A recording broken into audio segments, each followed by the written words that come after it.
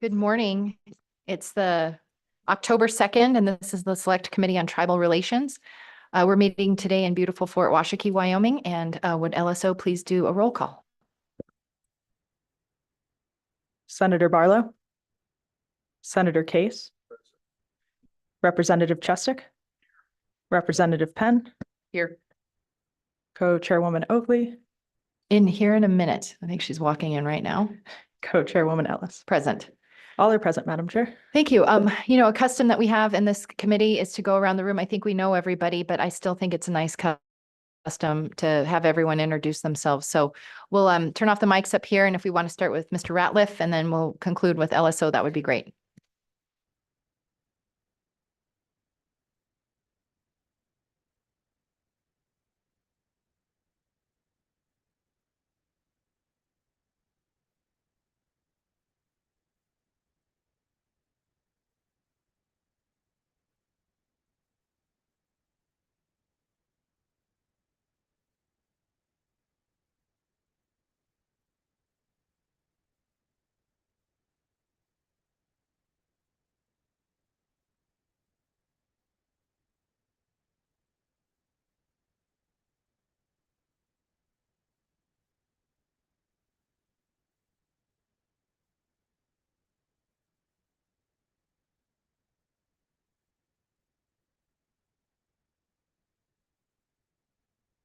Donna Shippen, Legislative Service Office.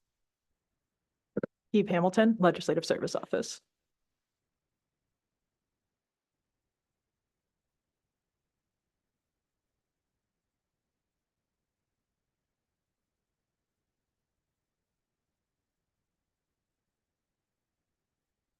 Beautiful morning in Fort Washakie.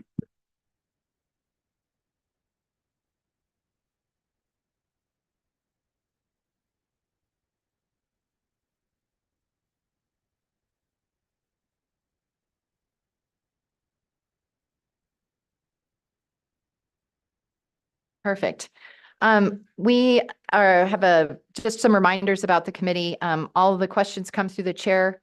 That promotes our, good discussion, so nothing's taken personally. And my Madam Co-Chair is just joining us here. So we're going to stick to the agenda. Again, all questions come through the chairperson. And as it goes, we are generally the ones that ask the questions. People that sit at in front of us are the ones presenting information. So it's not really a back and forth conversation. It's more, we're asking questions to give us information so we can make decisions on the action items on the agenda. So if we need to, we just need to maintain decorum and be respectful with each other and throughout the day. I believe, as my co-chair is getting set up here, that we have some minutes. Have those been circulated for approval or review? I believe they were sent to you, the chairwomen, for approval, and then we just need approval from the committee as well through voice vote. Okay, committee members, do you want us to email those to you for your review, or do you feel comfortable voting on them right now? Denied, Senator Case. We're not going to read them out loud this morning. If no one has concern, I'm sure we'd be happy to entertain a motion to approve the minutes. Second. Moved and seconded. All those in favor say aye. All those opposed say no. That motion is passed. So we are cruising right along. Madam Co-Chair, are you ready to gavel us through the rest of the day? Yes, thank you. So just looking at this, I don't know how much I missed. Starting early, can't start early. Um,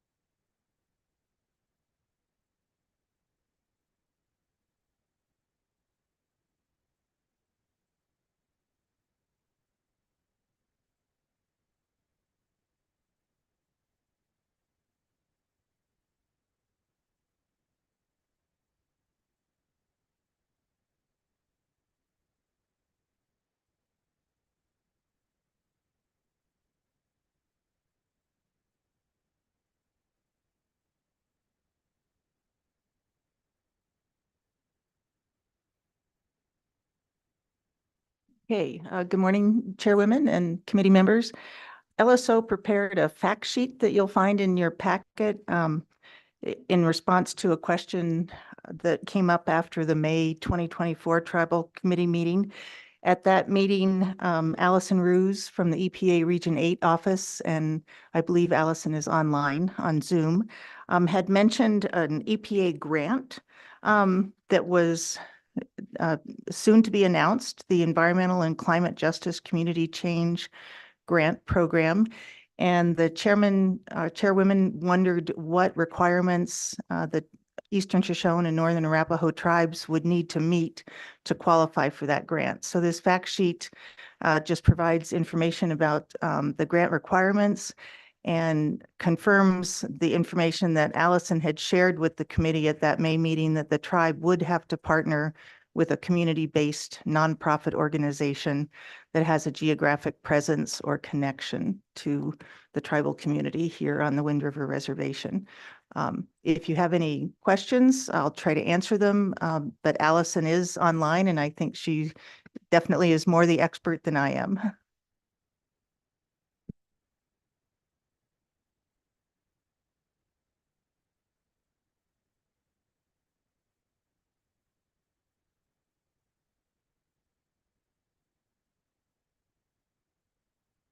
Thank you, Ms. Shippen, for that. Appreciate it. Committee questions? Comments, nothing? Okay. Do you have? Yes, I recognize that. Thank you. And so, with that, welcome to the committee, Miss, is it pronounced Ruse? Yes, Ruth. Okay, if you would, introduce yourself and then go ahead with your testimony. Sure. I'm Allison Ruse with EPA Region 8. I'm the Tribal Solid Waste Coordinator out in Region 8, and I act in a compliance assistance role primarily, since a lot of, as you all know, the regs are delegated either to the state, and in the case of the tribes, they're supposed to create their own solid waste programs as well. And so I've just acted in a role here with the two tribes, Northern Arapaho and Eastern Shoshone, to sort of help them with their solid waste programs.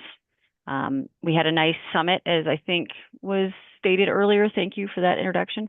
And we ended up with 5 action items, and those 5 action items, one pertained to getting more funding, and the rest were sort of what do we need to do next after that? We know we need outreach. We know we need to put sustainability and things like that together. I guess we did put together an action list, so like enforcement. So we're working on codes, getting those put in place. I feel like we're making good progress there. I know that the two tribes I've heard have been working on getting some money to clean up the E3 transfer station as soon as possible. So they're working on that right now, and it sounds like that's actually making some progress. I'm interested to hear how the last couple of weeks have gone on that, if any of them are in the room from Northern Arapaho. But outreach and integrated solid waste management planning are the next on the list after grants and enforcement. So sort of the path right now. It's kind of a long path to get to where we want to go, but that's just how it has to be. So. Well, thank you for that update and for your work. Appreciate it. Committee, thoughts, questions, comments? Representative Penn? Thank you, Madam Chairman.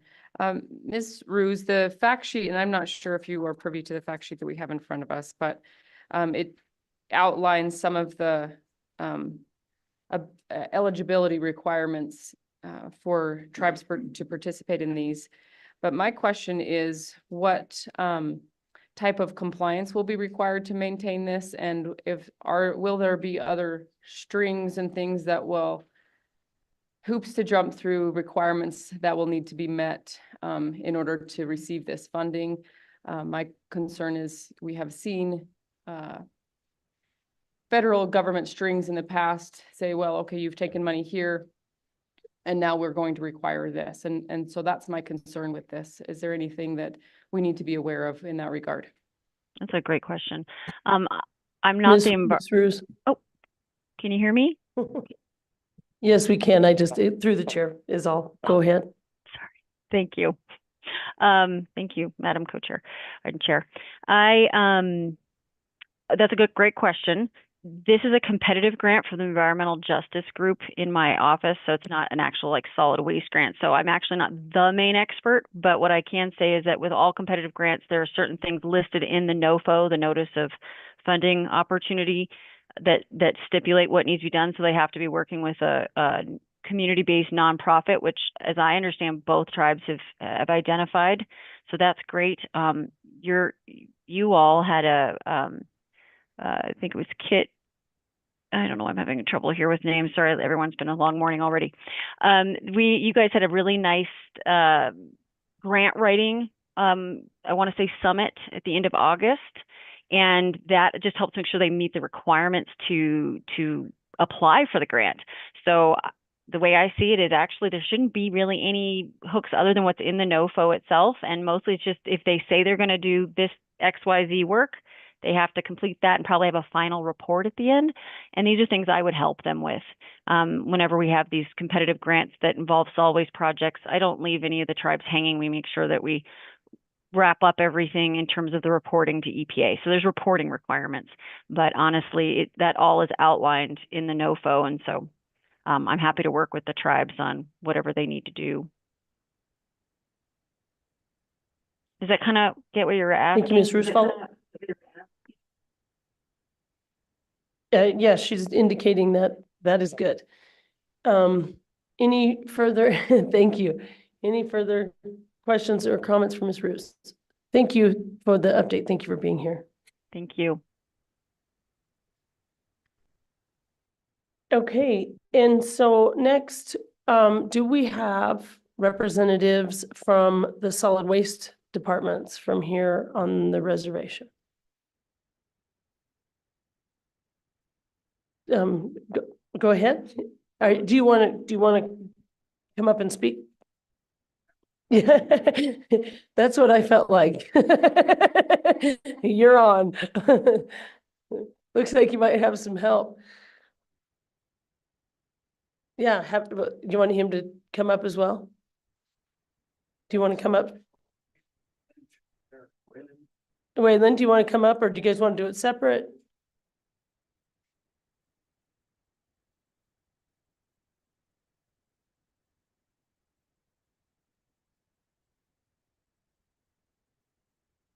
Good morning, gentlemen. If you will introduce yourselves and go ahead and proceed with the testimony or what you would like us to know. I'm Verla Timbana, Wind River and Tribal Solid Waste Director. Ron Perry, Wind River and Tribal Solid Waste. Good morning, Waylon Large, Eastern Shoshone Business Councilman and the Shoshone Rep on the Solid Waste Tribal Joint Committee, along with, but he's not here yet, but Mike, you and Gus there. Thank you. Thank you, and go ahead.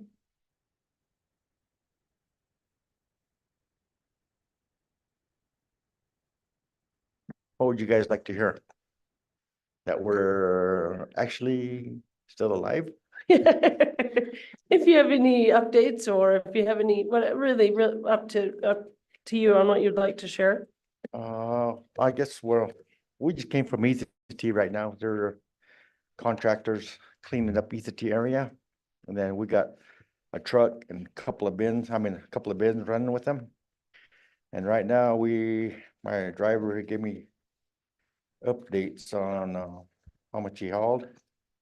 He hauled about 40 tons, 40.37 tons of trash to Lander. A lot of it was dirt that the contractor was putting into the bins. So we told him to lighten up on loading the dirt onto our bins to help with the cleanup. Because we don't want to break our trucks down. That's the only truck we got. And other than that, we got Crowheart cleaned up pretty good. Got all the trash and everything hauled out of there. Fort Washakie, we got that one pretty well cleaned up. We just barely got some millings. We're gonna start putting some of that around our area.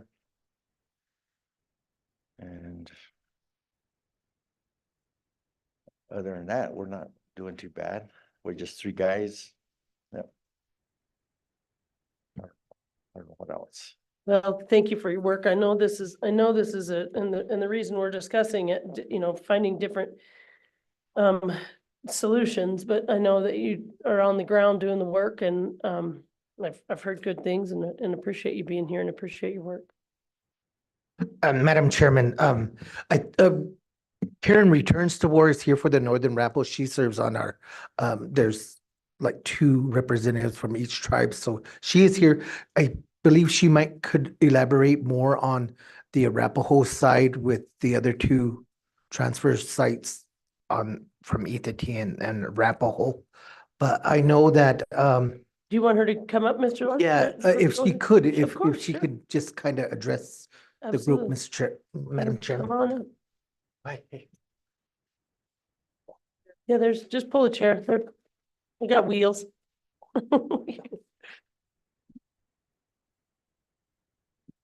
Good morning. If you go ahead and introduce yourselves and then Good proceed. morning. Councilwoman returns work. So on the Arapaho side, we are definitely pursuing this grant. Just a little bit of history about what had happened. Fremont County has always given money to the solid waste to the both intertribal council for both tribes. However, at the moment when we decided we were going to separate, the money went to the Eastern Shoshone side, and leaving the Arapaho tribe without anything.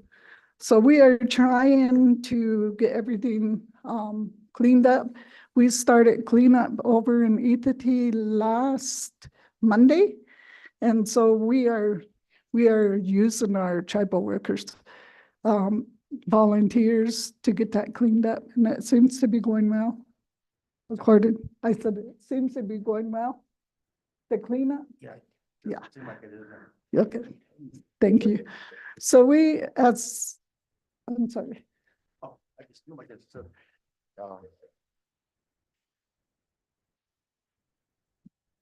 yeah, we were just talking to the contractor and then, it's open. There's no gates there. And then people are still dumping there, even, when they're working around the sites over there. And we was talking to the contractor this morning and said he almost ran over some kids yesterday. Backed up because he was driving that big old claw excavator, what he has over there. He said he can't see behind him. Said he backed up and then all of a sudden he turns his machine around and said there was kids behind him. So basically they're gonna need a monitor over there to watch people and control what's being dumped over there. There's cars over there, 2 cars that somebody dumped over there. He was telling us that happened this past weekend. It just came in. Something new. So I've got a question for you. With the cars, that's an interesting one to me. We've discussed some about, what to do and how to do something. That seems like something that might be identifiable. Is there any sort of There's work on investigation going on? They should be, there's somebody that's, police officers can go over there and look at the ID number and all the vehicle and all that. And Yeah, do you know, it's has that happened? Do you know? It's a big old gigantic Ford, big old car, one of them old ones. Yeah. Did you check if Senator It Kate? might be a class, Oh, you might take it. Other than that, but that's what we need these monitors over there. They need to close the gate or something to control it. Yeah. It's waiting for somebody to get run over, Yeah. accident to happen. We need a tragedy. So Go to ahead, continue Council. on.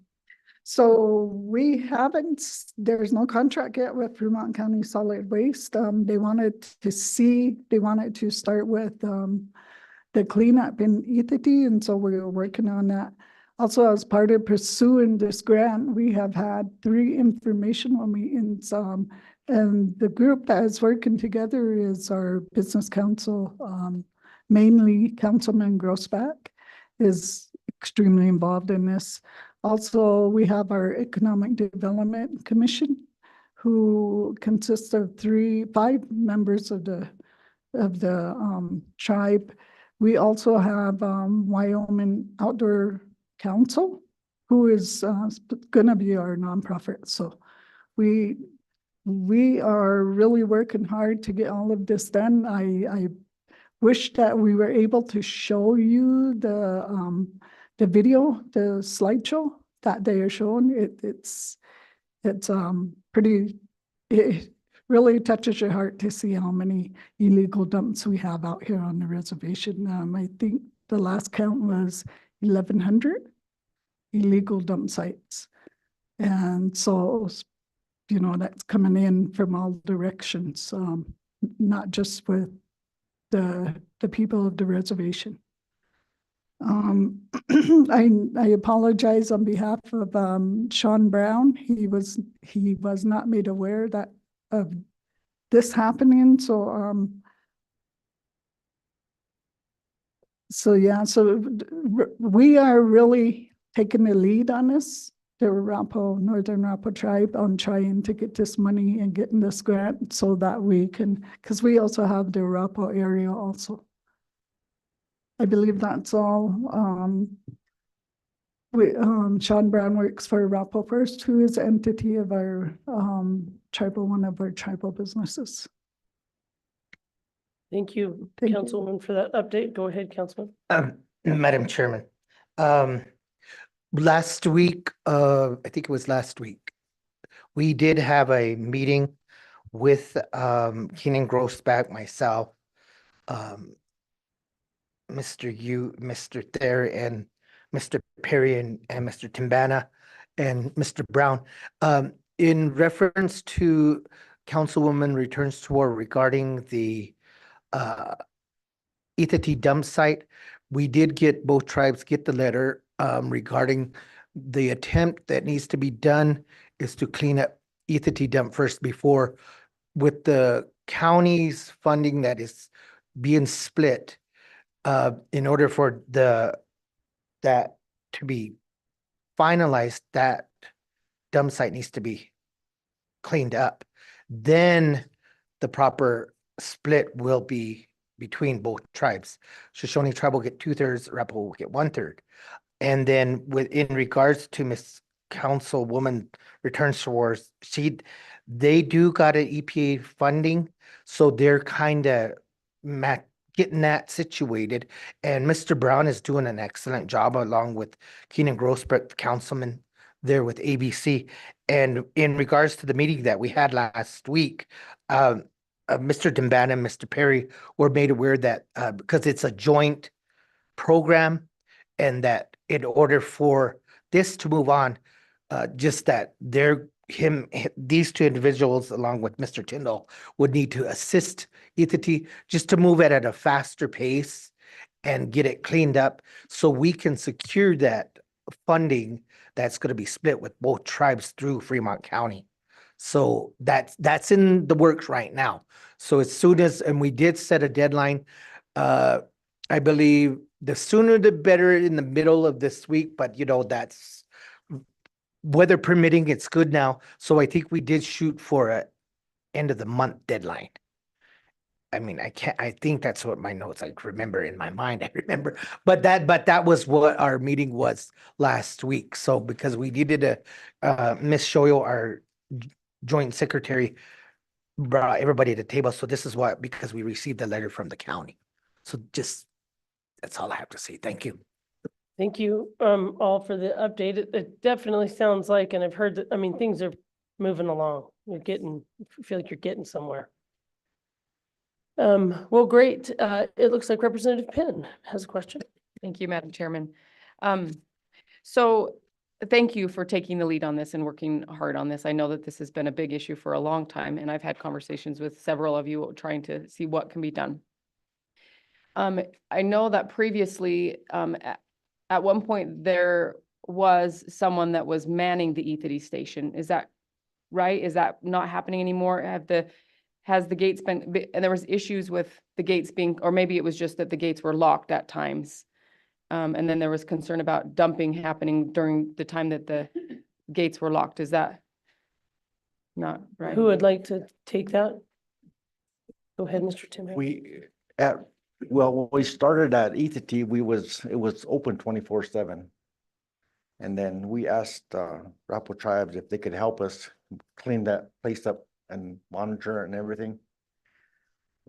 But we didn't come to a resolution on that, so we kind of read the contract and kind of just pulled away from them. And then we thought maybe in 2 weeks' times they would realize we need somebody here, we need to clean this up, which never happens.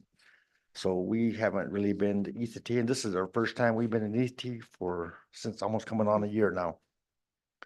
And but we got, like I said, we got the Fort Washakie closed up, we got that gate locked up, got it cleaned up. If you go up there and look at it, see what it looks like. And then if you go to Crowheart, it's all cleaned up, it's got gates on there.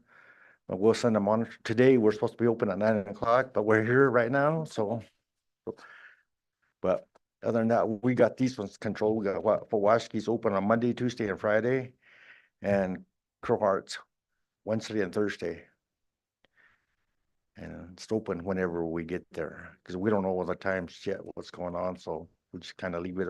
We'll be there by 9 or 10, but we'll be up there until 4:30. But if you go up there and look at it, they're 100% better from what they used to be. Yeah, good one. And A follow-up, Representative Penn? Yes, please. So are you having problems with dumping when you say that if you're not there, are the gates open at the Ethity, or excuse me, at Fort Washakie and Crowheart? And if so, I'm just wondering if there's dumping problems after hours, if there's gates closed, and then is the Ethity gates currently just open? yes, it's easy, it's always open, it's 24/7. And but like we said, Fort Washakie, we had problems. We still have little problems. People dump some stuff, not as bad as it used to be. Crowheart the same way. It's just trying to get people to understand. We're going to close this. We need you guys' help to start reporting to us who's dumping there. It's just kind of like teaching kids all over again. And we're babysitting. And we got a whole area, a big area to babysit, It's quite a job description there, Mr. It's more than, yeah, you don't, sometimes I don't even want to come to work. I don't. Well, you're doing a good job. Thank you for what you And do. then especially when those bins catch on fire, we don't know what's all in there, all the dangerous chemicals and everything. So I tell my guys, don't even go over there. Don't even attempt to go over there. Just stay away from there. We'll wait for it to cool down before we even go over there. In Fort Washakie, we haven't had any fire problems for a while since we've been monitoring it. Crowheart, same way.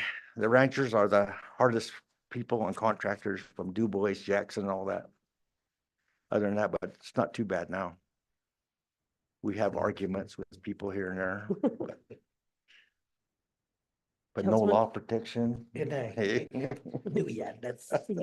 Did you want to say something, Councilman?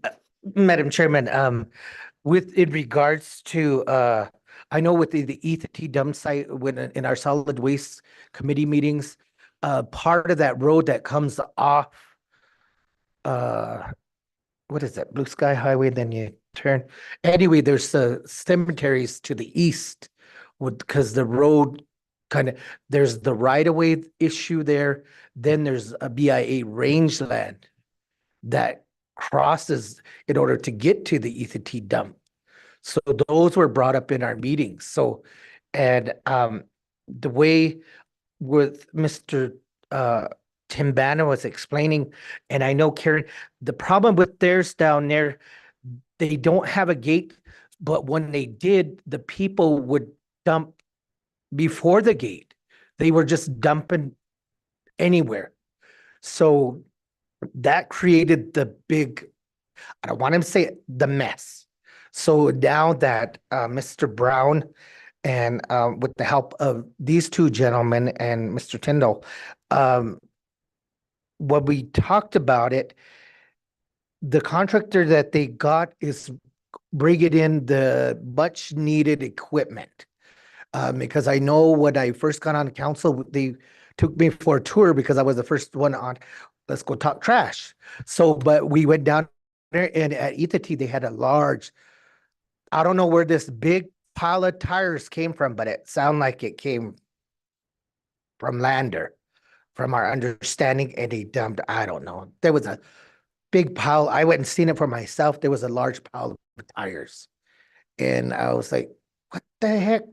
You know, but this is just new to me. So, but I know with the ETTW, they're getting that situated. And like just yesterday with the council, we have where our trash pile is up here on the hill. There, the people are starting to dump on top. So what we did, we did an action item. We're just gonna have them pull up the cattle guard. So they can't, we just need to stop it because they're, if we just pull up the cattle guard, then I'll stop them. But that won't guarantee you they go up the hill and cut the fence, you know, so, but I don't want to give them the thought, but anyway, we're trying our best. And this is the hardest issue with all the committees I'm sitting on is this, well, we go and talk trash, but you know, but that's just the crazy word for it, but we're trying to get this figured out. And I'm really grateful that this fact sheet came out. And I know that we will also pursue the EPA grant also with the Shoshone Tribe, because I just kind of read kind of the fact sheet that the lady mentioned. So I appreciate that, but that's just all I have to say. Thank you. Thank you again for the update and talking to us about this issue. I know it's a big one for you all and you're tackling it. Go ahead, Councilwoman. So I just wanted to add also early on, we talked about this in the intertribal council on both sides, and we offered a contract to an individual to come to Ethity to clean it up. He could never get ahead of it. He always, the next day there was trash there again, over the weekend, 3 times more trash. And so it just was just too hard at that time to get it done with just one contractor. Thank you. Any further questions, comments? Senator Case. Thank you. Tell me more about what you're thinking about enforcement might be. I'm just curious. I mean, how can you enforce the litter and ordinance you have? And are you thinking of maybe video monitoring? And like if we could catch the people that brought those tires, that would be those kind of things. Are that's possibilities? Thank you.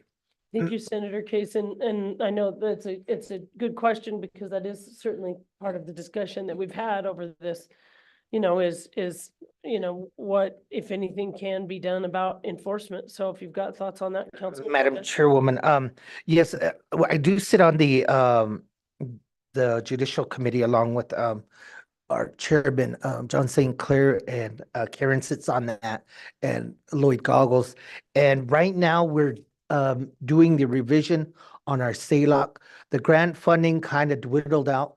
Now we got grant funding to proceed with finishing out the SALOC revision. And that is what we're adding into that with our attorney that's developing the SALOC revision, because it was so old. So now we're putting more guts into it.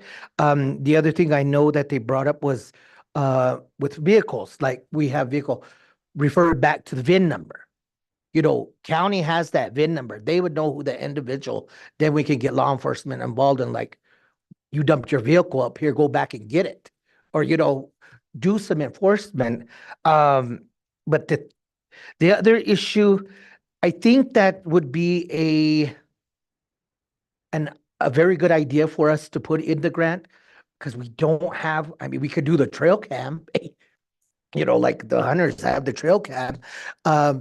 But, you have your smart individuals, they'll, either destroy them or whatnot. But we could develop that. But I know right now we're trying to get the SALOC finished up, because it's been what I got on, it was in the middle. So we're trying to wrap it up. So, but we did include that in some of part of the new revisions in SALOC for enforcement. Because I know with the state, you driving down the highway, you see, you go litter, you can get $750 fine. So, that's where we're going to put in our code a much higher fine, and then to enforce. So it is in the talks. So, but. Yes, go ahead, follow up, Senator Madam Case. Chairwoman, I wonder if I'm just thinking out loud, but I wonder if the potential funding with the EPA grant could be used for more enforcement or using technology to help you. I don't know. I'm just talking out loud. I don't know a thing about the grant, but it seems like a weak area. We keep going back to the same places and we keep cleaning them up.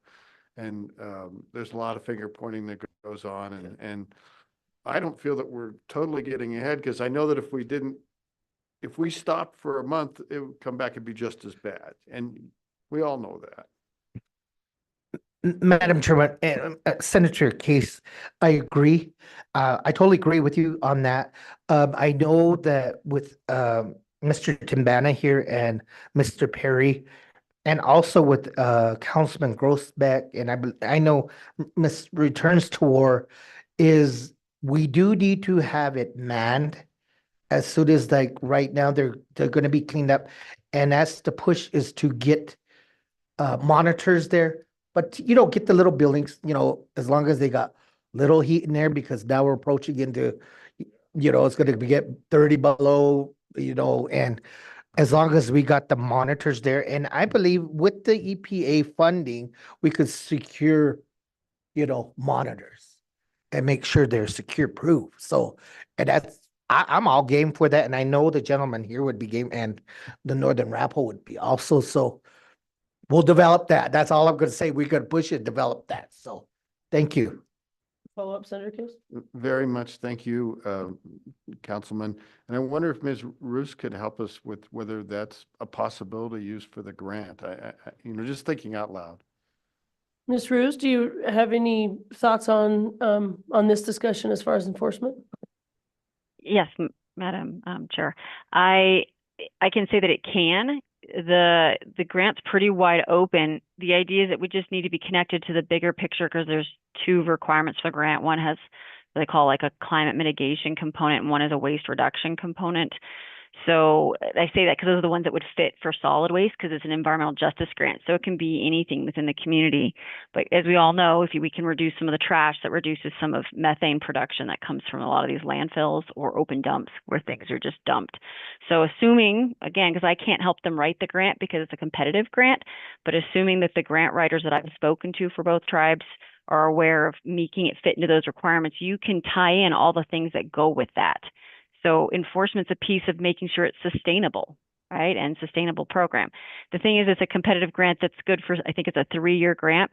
So what we're working on in the background is getting their SALOC codes updated. I've got a couple of our EPA attorneys that have made themselves available to help with those updates when they're ready to take that back on. I think BIA is the one that was funding their SALOC updates through their Wind River Intertribal Council. And then we've also got, and I've lost my train of thought, but we've got the enforcement, the integrated solid waste management plan. So we need to start working with like Verlin and Sean Brown and those two in getting what it is they think they need funding wise to maintain their programs long term, so that we can continue to have these monitors out there beyond the 3 years, right? We're kind of doing a Band-Aid, which is fine, but the next step is in planning ahead. How do we get funding infused to make sure that we have what they need for those transfer stations going forward? And maybe at some point, if they're able to, we get to curbside pickup for a lot of stuff, and maybe some what we call, what I see that works a lot in other tribes is they'll have cleanup events and really good outreach where they say, look, guys, don't dump your cars, don't dump your bulky items. We'll come by once a year or twice a year in certain events for people to do that. And it's sort of a learning thing. And what was really good is during the May discussion, there was a lot of talk around how do we get the community to be more educated and involved about their own trash and where it can go and what needs to be done. And there's a lot of room there to be done there. So school involvement, we've got a bunch of really great action items. And I feel like both tribes are really trying to take the lead there. We just started with grant because you got to get some money first, right? But then once we get that going, enforcement's definitely tied into the grant. So yes, the answer is yes, it can be done. Yeah, thank you for that update. And I hear what you're saying. Obviously with grants, you always have to connect to the purpose, but enforcement would be a key piece in keeping this from just continuing to be a problem. So certainly seems like it would fit to me, like you say, for what little I know. But any further questions or comments on on Yeah. this? Go Madam ahead, Chair, Ms. Councilwoman. If I may just follow up on Senator Case, we our cameras and monitors are a part of one of the things that we're going to be asking for in the EPA grant. So the Arapahoe site for ET and Arapahoe stations. Thank you. Thank you. All right, Oh, I have one random. go ahead, Chairwoman Ellis. Thank you, Madam Chair. I certainly don't want to get kids out of school to do field trips that maybe aren't the funnest, but I will say, I know my kids have visited landfills and they come home and they have a whole different appreciation for the things we throw away. And, you start seeing just how much we throw away. I am wondering if if that is built into some of the K through 12 programs as a trip to a dumping site and trying to educate those youngins about garbage and give them the trash talk. If anybody knows, go ahead, Councilman. Madam Chairwoman, I do sit on the Fort Washakie School Board, and I could bring that up to the school board, just for a field trip. But, yeah, and I mean, not for a field trip, to be in that context, but, and I agree. What we throw away, it affects in our language, so will be at Mother Earth. So, what we're taught in our, how, because in the school they talk the language, so that's what we refer to Mother Earth, so we'll be at. So, but yeah, I would agree, but I could bring it up to school board because, appreciate everything, that you don't want to damage the land, it's for all the wildlife. So, but yeah, I'll take that into consideration for our board. Thank you. And I just would add, Madam Chair, I just think of my kids are like, we went to a landfill today. I'm like, ugh, what a terrible day you had. So I don't want all these poor kids hating the legislature for this recommendation. So yeah, do what you think's right for you, but it was just a question. Thank you, Madam Co-Chair, and that is a good, we were talking about outreach, but yeah, if you start young, I mean, that's a really good idea, then they buy into it, want to appreciate Mother Earth and just don't take them over the cattle guard.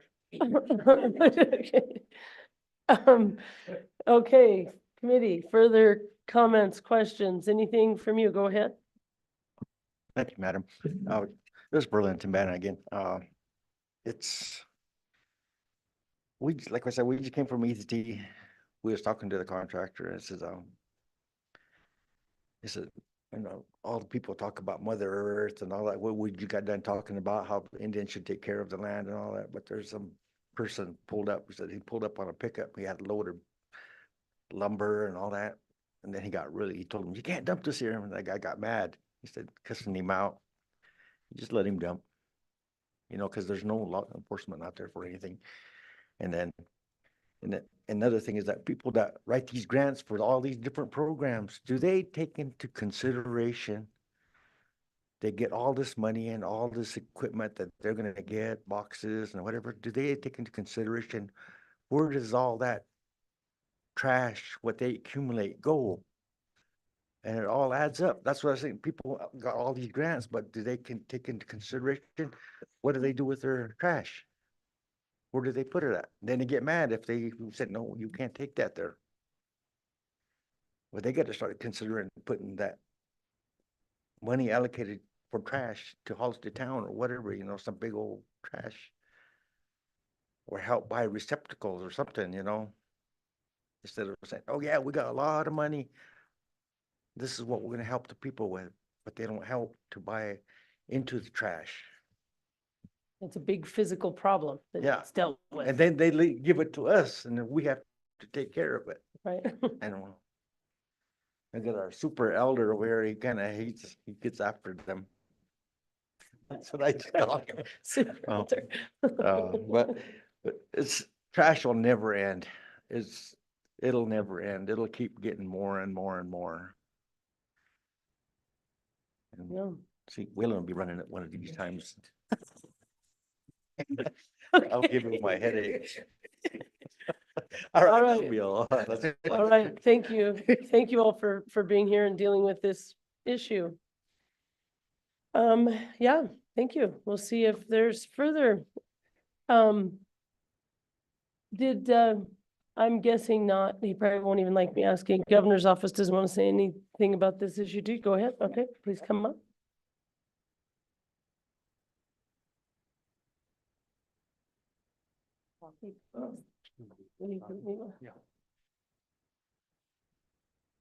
Good morning. If you would go ahead, introduce yourself and then proceed with testimony. Chairwoman Oakley, Nita Roman, Tribal Liaison. Good morning, Chairwoman, members of the committee, Kay Wentland, Special Counsel, Tribal Relations Policy Advisor.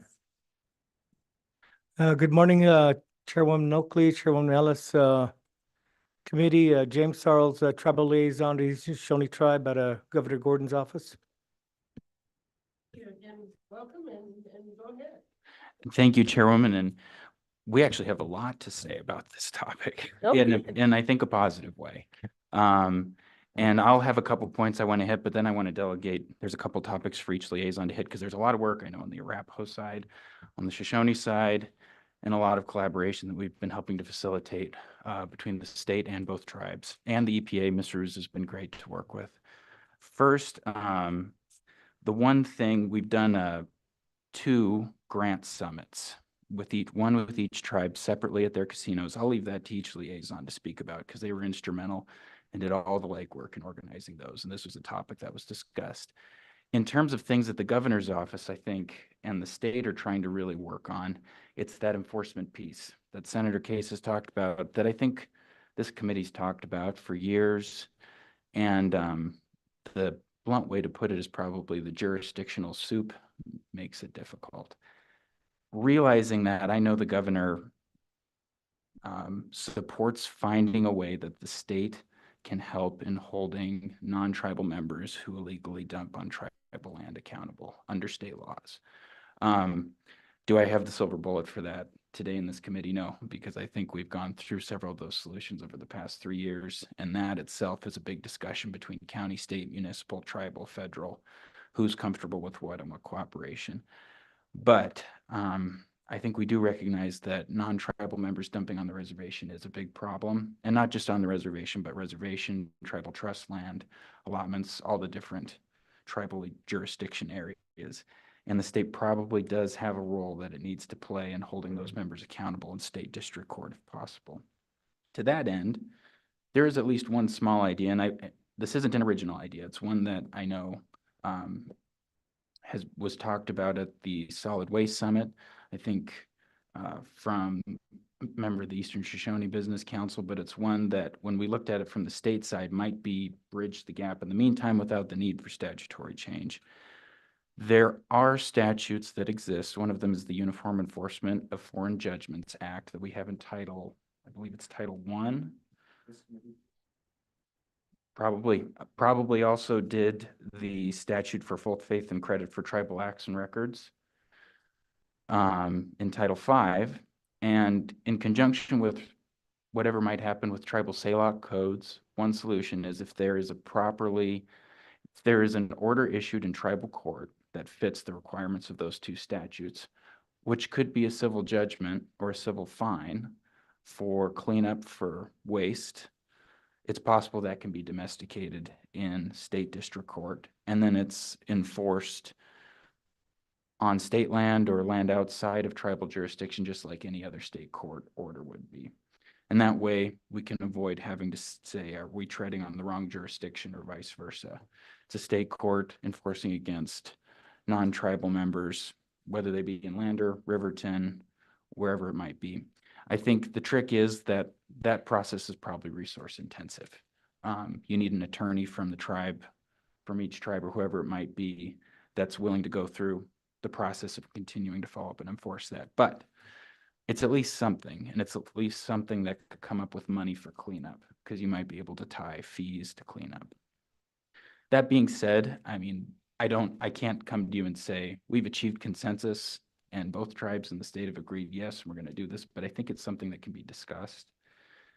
And then aside from that, and I think I would just encourage the committee, we need to keep looking at enforcement mechanisms that can work, because I think it'll always be a problem. But with that, I think that's one small step. If it's okay with you, Chairwoman Oakley, I can turn it over to liaisons to speak a little bit about efforts they've been doing as well. Yeah, that sounds great. Thank you for that update, Mr. Wendland. And I mean, I'm interested in this like you say, without a statutory change, and cleanup costs could be significant, but I think they could be, I mean, that, I don't see any reason it would have to be limited to just a fine if you can attach those costs.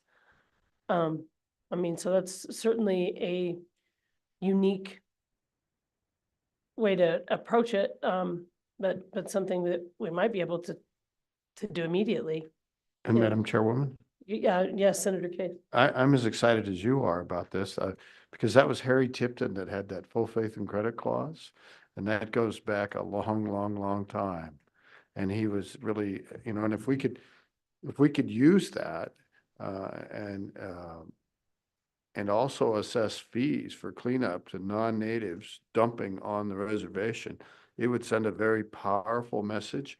It would also be a government to government kind of respect for each other. I can just see lots of good things coming about because of that. And boy, I appreciate you thinking about that. That's good. Yeah, I appreciate that. And what was I gonna say? Well, and I can't speak for them, but I would imagine that the judiciary would be open to, the full faith and credit. I mean, if it's a legitimate judgment and there's the proof that Well, it happened, I don't see any reason they wouldn't.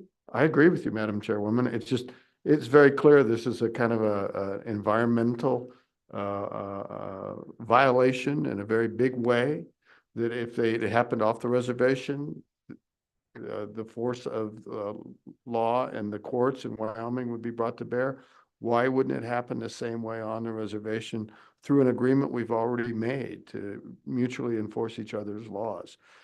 It's a win-win all the way through if we can make this forward. And I bet the judges would be happy to cooperate. No, I would think so too. Co-Chairwoman Ellis. Thank you, Madam Chair. And I don't remember if I've talked to you about this kit, but years ago, one I thought that we kind of bounced around and I started working on, but then maybe COVID happened and I just never picked it back up again, was the notion of having like a list of people that have been dumping. And they, not in addition to having to pay cleanup fines and fees, would be that they're on this list and the state of Wyoming says, we're not going to contract with your group if there's a contract with the state. So I don't know if that's something that you've looked at or thought about, but then the tribal ask then would be, for tribal employment rights ordinance, is that something else to consider? Is if you have a violation for illegally dumping, we're not going to give you a TARO license or whatever, but limit your activity on the reservation. But just more things to kind of pick, I remember working on this and then for some reason stopped and then now here, but we're just going to keep talking about trash. I really do like the trash talk. So do you have follow-up, Mr. Whalen? Go ahead if you do. Yeah, Chairwoman Oakley, Chairwoman Ellis, Senator Case, just to address all three of those. And I just want to make sure I don't take full credit for this idea. I believe Chairman St. Clair first mentioned it to me in the hallway several months ago. It's something that's been in the code, but it's something when I looked at it, it could help. It probably, though, is not the full story. And so looking at other solutions off the top of my head, I can't say, yeah, that would work, but I do think it's something that's worth looking at. And if we can get, I would recommend the committee get 2 or 3 options to look at if possible, because I think it's going to require, any solution will require having several, even state entities agreeing together on what they are comfortable doing. And then once the state knows where they are at, once each tribe can figure out on their end what they're comfortable with, as long as those 3 bodies can come together with unified positions on each side, I think it helps figure out then to come to this committee and say, of these 3 options, we could be comfortable with A or B or C. But Co-Chairwoman Ellis, it would be easy. I think practically that's something that can be looked at, because if you've got 3, 4, 5 fines, it might be there's already something in contracting policy, depending on each state entity, that has, where an agency would have the ability to look at that. I know they can for criminal violations, and I'm positive that's written into some of our contracts. Any follow-up? Okay, thank you. Are we ready to move on for the updates? Are they the summits? Is that what it was? Liaison Searles, go ahead. Thank you, Chairman Oakley and committee. Yes, I have a little bit updates on the solid waste, the EPA Community Change Grant. Of course, you know, we had our solid waste summit out at the Shoshone Rose Casino. It was very very good. We had about a dozen programs that participated with you know, seeking funding, grant funding and what have you. So that went pretty well. Definitely would definitely like to have another grant summit. I know there was some booklets that were left over and I distributed those to other programs and they were first, you know, said they couldn't make it, but very interested in the next one. So hopefully when the state has a next one, they had one in CWC early last summer. So hopefully when they have it again, they want to participate. So that's good. And then again, moving back to the community change grant, I would just like to say that Eastern Shoshone grant writer, along with Verlin and his solid waste crew, you know, they've been working diligently on this grant and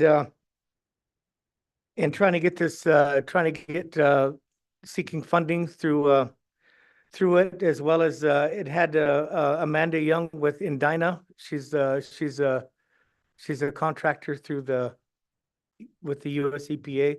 She has been assigned as their technical advisor and that sort of stuff. So that's gonna help a lot with that. Having somebody that's dedicated to this particular grant. Still, we've met with they have met with the grant writer along with myself, and we've met with several different 501, your nonprofits, trying to seek out one which is local and that's willing to partner. Some of them the ones that we've met with, they've partnered with doing other stuff. So doing other grants. So they have they have some knowledge, some expertise, and it can help some of their actually help some clean up in their areas where they have illegal dump sites on their own property, which is within the boundaries. So hopefully that'll work out. Like I said, many hours have been put on the ground, trying to finding these illegal dump sites, mapping them out. I did contact one guy that had some information, had some GPS coordinates, and they've from what the volume that they had mentioned, they've in the last, when they were done 3 years ago, they've grown. So that's one of the things that has to be there's got to be some soil testing and chemicals and that sort of stuff that could certainly substantially increase the amount for the cleanup. But moving forward, though, hoped she tells me that should be on time to file and get it turned in a timely manner. So hopefully we won't miss the boat. I stand for any questions. Thank you, Mr. Sorrells. It was a good update. Appreciate that and your work. And it looks like Representative Penn, you've got a question or a comment? Yes, thank you, Madam Chairman. You mentioned soil testing. I was looking and it looks to me like on our fact sheet that the deadline is November 21st of this year. Is this looking like that this is all going to be able to come together in the deadline? Liaison Sorrells? Yes, Representative Oakley and Representative Penn. Yes, they're as the grant writer tells me, it should be ready. So I just have to, she's the one that's actually putting it down to paper. So as far as I know, and then possibly even early. So that's even better. So thank you. Thank you. Any further question or comment before we go on? Go ahead, Liaison Rumman, and proceed with testimony. Chairwoman Oakley, Chairwoman Ellis. Select Tribal. Yeah, so the Northern Arapaho Tribe, the Northern Arapaho Business Council, along with the Economic Development Committee, really, really welcomed the State Budget Department and Hagerty Consulting to come and talk to them regarding grants, right, as well as the Community Change Grant.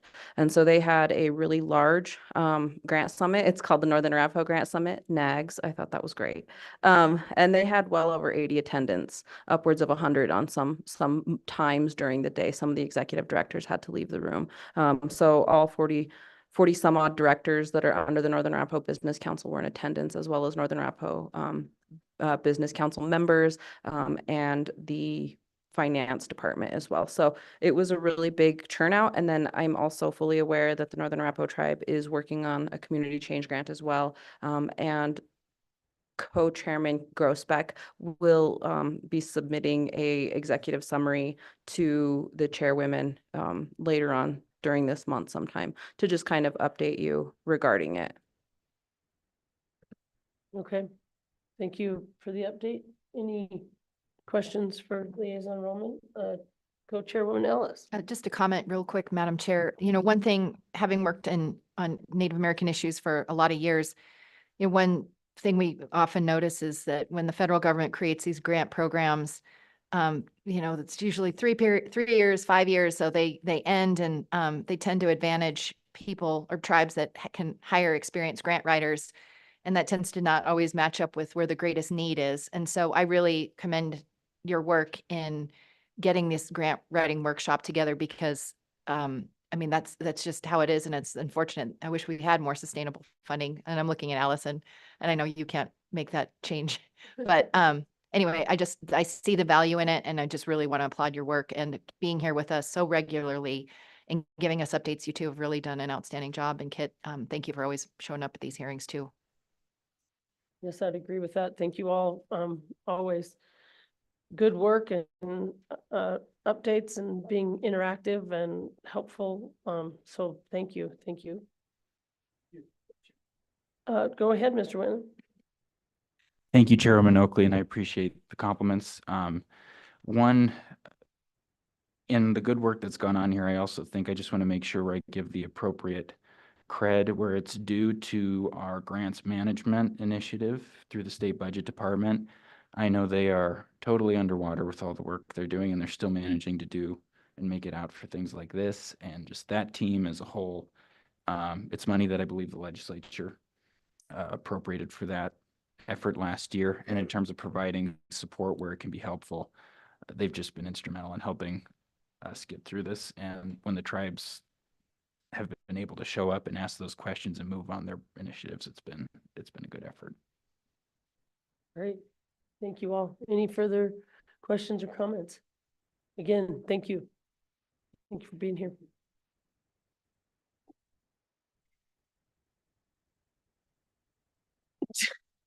No, Mr. Perry.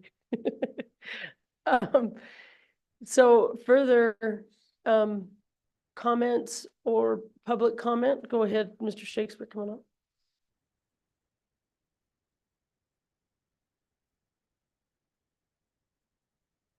Thank you. If you just introduce yourself and then proceed with testimony. Thank you, Madam Chairman. Leslie Shakespeare, BIA Wind Agency Superintendent.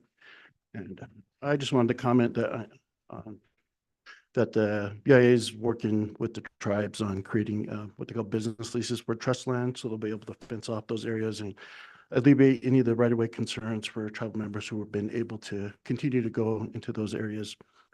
We also know, because a lot of these transfer sites have been lit on fire, has been previously testified to, the agency with our wildland fire program has yearly been creating fire lines around all the transfer sites. So to hope to suppress the potential spread of a wildland fire.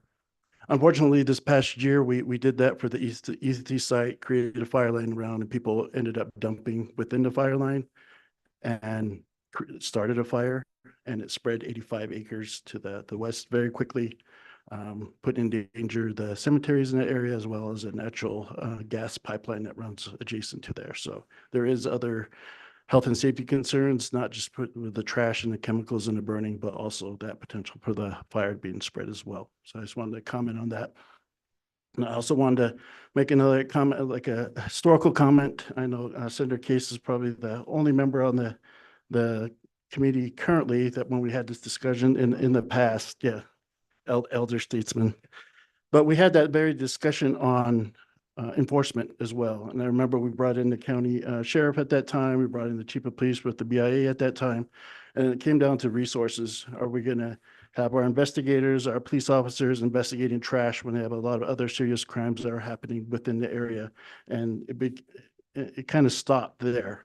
Even though there was areas on the reservation that has fee land that potentially could be under the jurisdiction of the county, that resource problem was an issue. And I remember telling the sheriff at the time, I think you can remember this, Senator Case, that as well, would it become more of a priority if we start dumping in his yard and his driveway because it's on fee land on the reservation? And, you know, it kind of changed the scope of the conversation because it doesn't become a priority for somebody unless it's their problem. And I think until the county realizes that they have a role to play in this, as well as the county attorney's office, to say, hey, are we going to actually prosecute these for these non-members who are dumping on the reservation? It's not just a tribal problem, and not leaving it just as a tribal problem. So I think that's something this committee probably can look at and help and coordinate with the county as they move forward. Is this something, if they have these agreements with full faith and credit, is this something that's going to be enforceable with the county police officers for these non-members who are dumping? Thank you for that. And do you know if there have been any further conversations?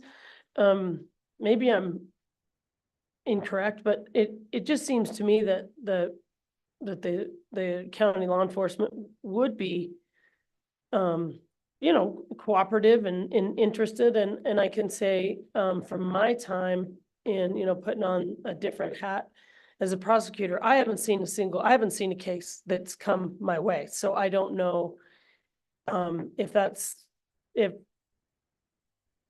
I mean, is it being reported and then not investigated, you know, to the sheriff in these situations? Is it just not being reported?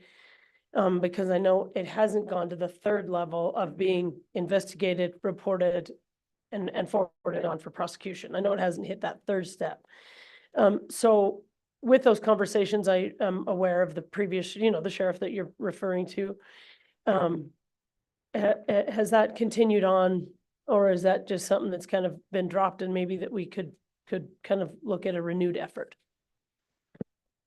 Madam Chair, unfortunately, I don't have any current information. I can just speak to the past on that as for my previous involvement. All right, thank you. Any questions for Mr. Shakespeare? A comment? Go ahead, Co-Chairwoman Ellis. Madam Chair, I want to thank the superintendent for being with us too. As we know, we have no jurisdiction over the Bureau of Indian Affairs. And so you know, your participation, we appreciate that. I want to apologize. I think, you know, my co-chair and I were in putting together the agenda over the years. I certainly haven't been asking you if you want to just give us a general update. So I think in future years going forward, if that's something that you think would be of value, is just having some time on the agenda, please don't hesitate to reach out to leadership on this committee. And I'm sure they'll give you that time, because it's always good to know that, you know, the EPA grant, it's an EPA issue that's separate from BIA and Interior, but it all is intertwined, and you certainly play a role in the trash talk. So I just want to apologize to you. I don't think we've invited you to give a presentation in a while, and we're probably long overdue for that.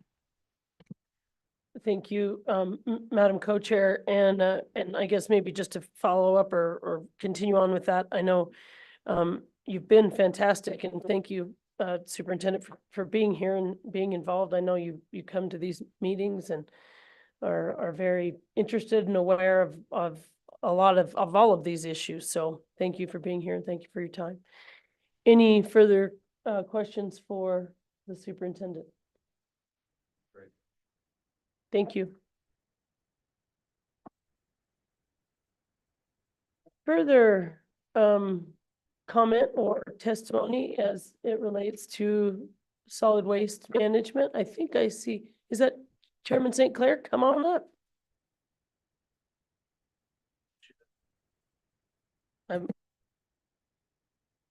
Oh. It's number 3 and we're an hour in. Good Good morning, Chairman. Of course, we all know who you are, but if you would introduce yourself for the record and then go ahead and proceed.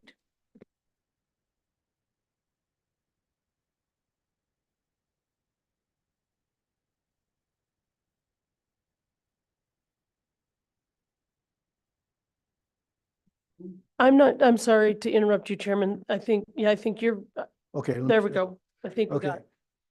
Somebody turned it off on me. My name is John St. Clair, and I'm the chairman of the Eastern Shoshone Business Council. Good morning, Madam Chair, Madam Co-Chair, members of the committee. Thank you for your presence here today. Thank you for the work that you do for the tribes. We appreciate your efforts. My purpose for wanting to testify this morning is for the enforcement of the violations in the solid waste area. As previously mentioned, we do have an update initiative for the Law and Order Code. Part of that is not only just increasing the penalties, but expanding the number and types of offenses that are relate to solid waste. The enforcement area, I believe, can and should be in the civil area because the tribes would have jurisdiction.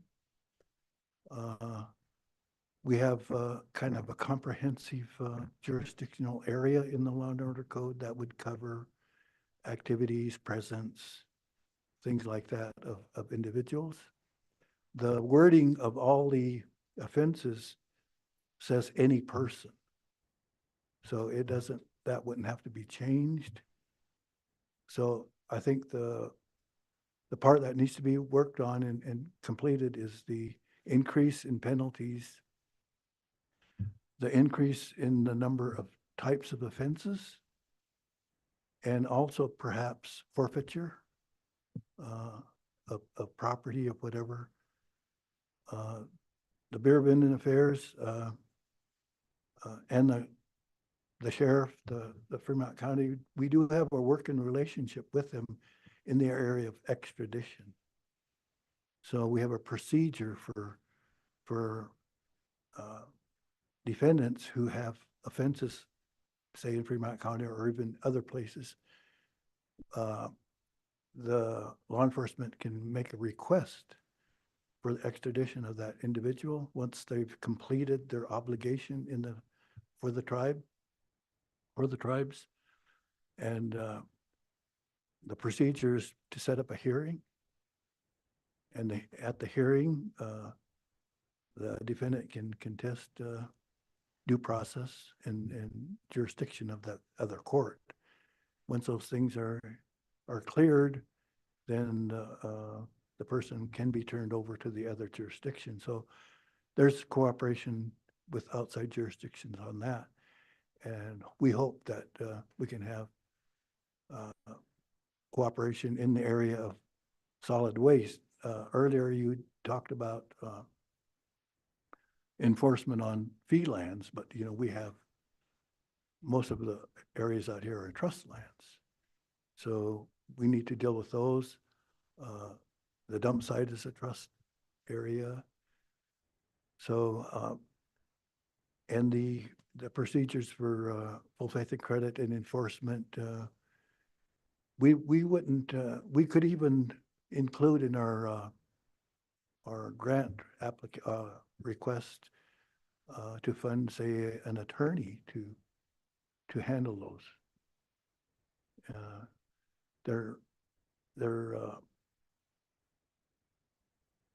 I don't know if there'd be that many. I know that to me, it's like the severe, one or two people doing it is severe. I mean, they have a lot of items. And once that is prosecuted, I believe that people will get the message and it'll diminish. So I think that is really the way to go on this, to not only exert and uphold tribal sovereignty in this area, tribal authority to handle our own affairs, and to then have cooperation from the state. And we do have cooperation in the area, like I say, jurisdiction, extradition already. So I think, we need to work together to solve this problem and try to, it's complicated, but we've been at it for quite a while now, and we're getting to a point to where we're coming up with solutions. So that was my idea for solution. Thank you. Thank you, Chairman St. Clair, and thank you for your work on this. As you just mentioned, the legalities can get complicated.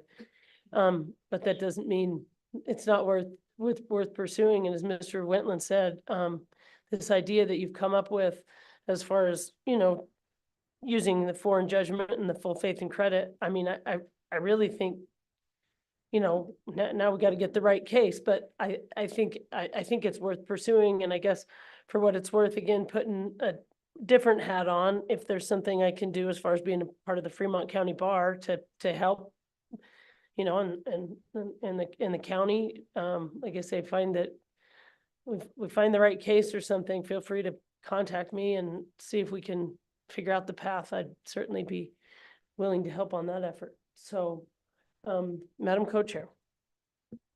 Thank you, Madam Co-Chair. And quickly, I don't want to get too off topic, but you raise an issue. How staffed up is the tribal court right now? I know that kind of ebbs and flows at times, so I'm just curious if you've got trained prosecutors, legally trained prosecutors, and if you feel comfortable, and if you don't, Mr. Chairman, I want to respect that as well, but you raised the issue.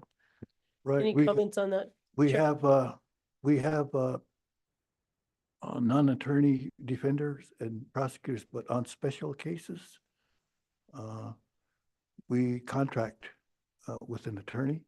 If like a complicated criminal, like drugs, whatever, we have a contract with an attorney from Montana who represents the defendants.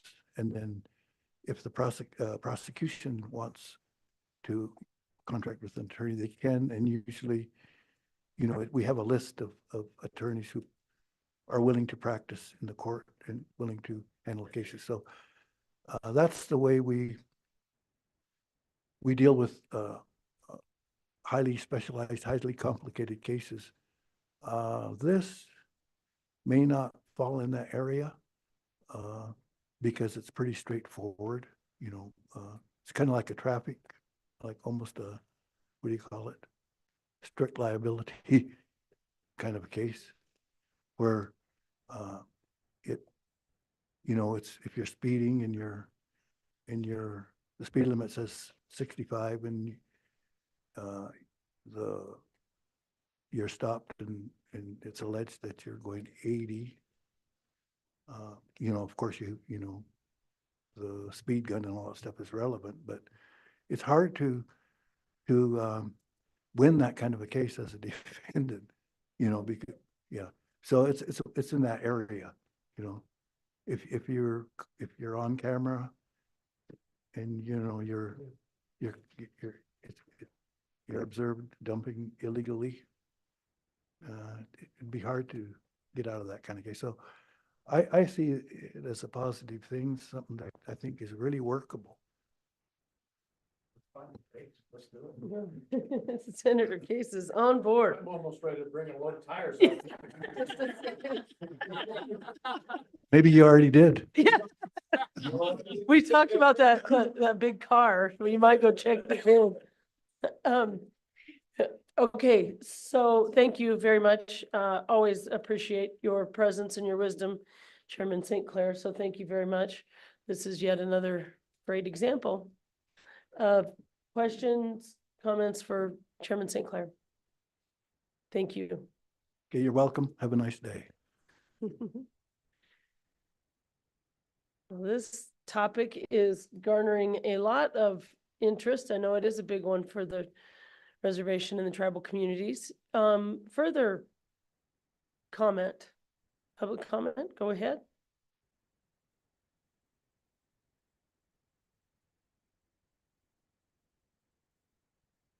Good morning. Thank you for being here. If you would introduce yourself and then proceed with testimony.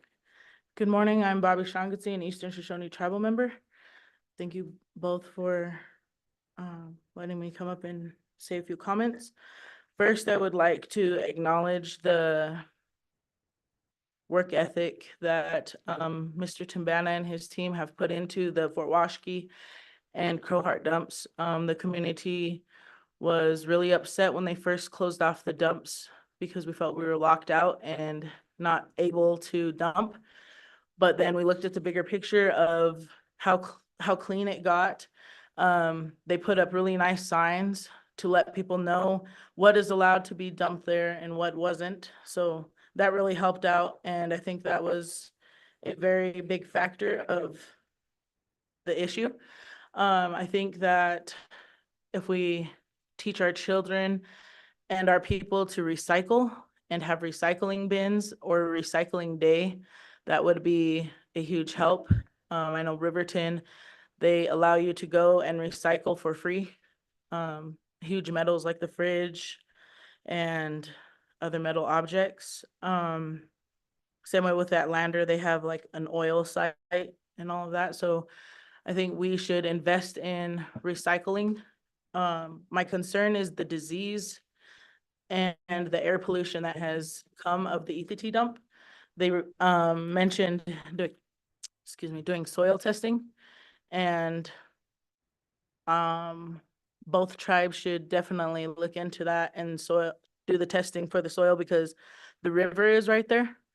And to me, that is a huge concern for all the dead animals that are also up there. There's cows. So where do the ranchers take their cows or the dead horses? That also needs to be looked into for a dumping site for them because it does seep into the earth, and that is a huge issue because like they said, there's children there, there's cemeteries there, people will gather there at those cemeteries and they're fairly close. So what disease are we picking up on our shoes or when the kids fall into the dirt and things like that?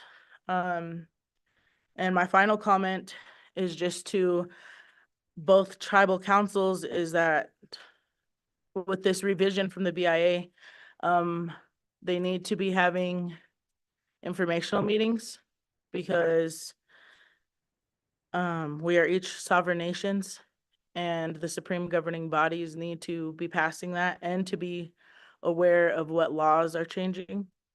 It's only fair to the people that we have an input. And that's all I have.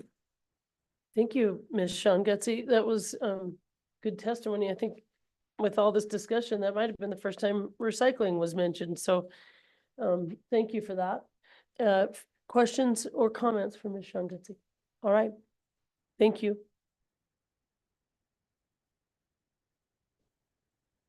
Well, I'm going to gotta finish this out first.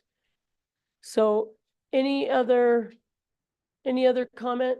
Any other from any?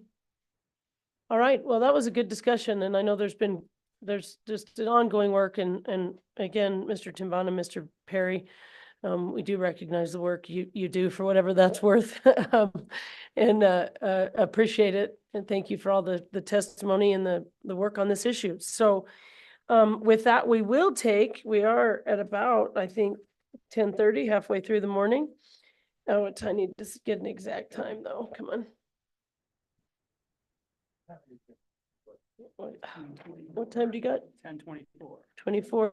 We'll take a 10-minute break and be back at 10:34.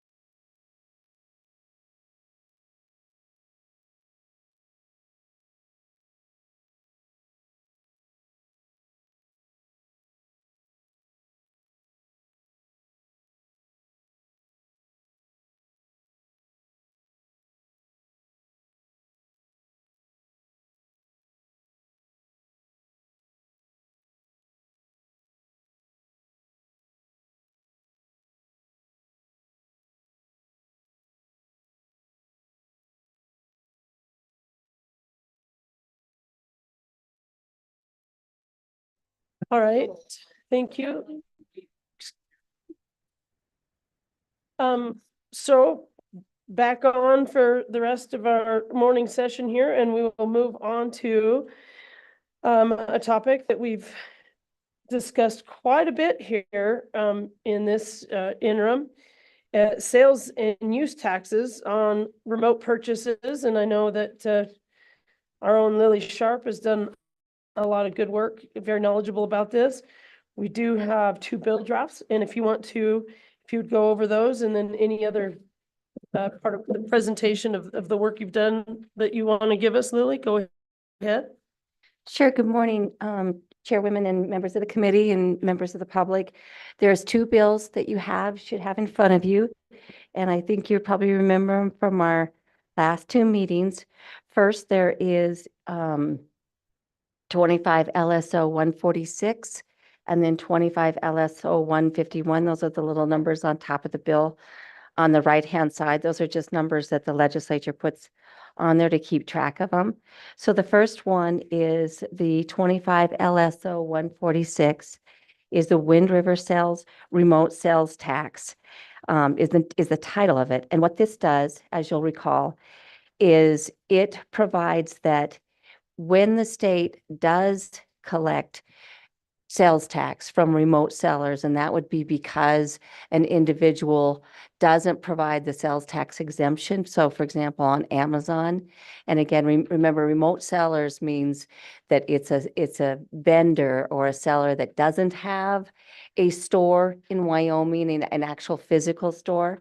So when the state collects sales tax from those remote vendors, what the state would do is instead of keeping them and submitting them to the general fund and then distributing to the counties, instead the state would keep them and then would divide and then would pay them out to each of the tribes individually based on an agreement with each one of the separate tribes. And so it's a very short bill.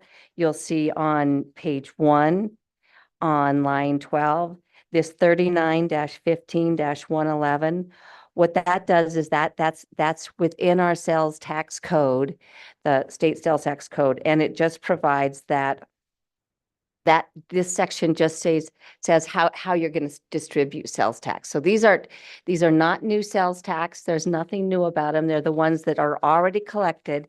And again, as the committee has discussed for the past couple years, they're collected because a member of the usually it's a tribal member didn't include the sales tax exemption form when they bought, say, a sweater from Amazon.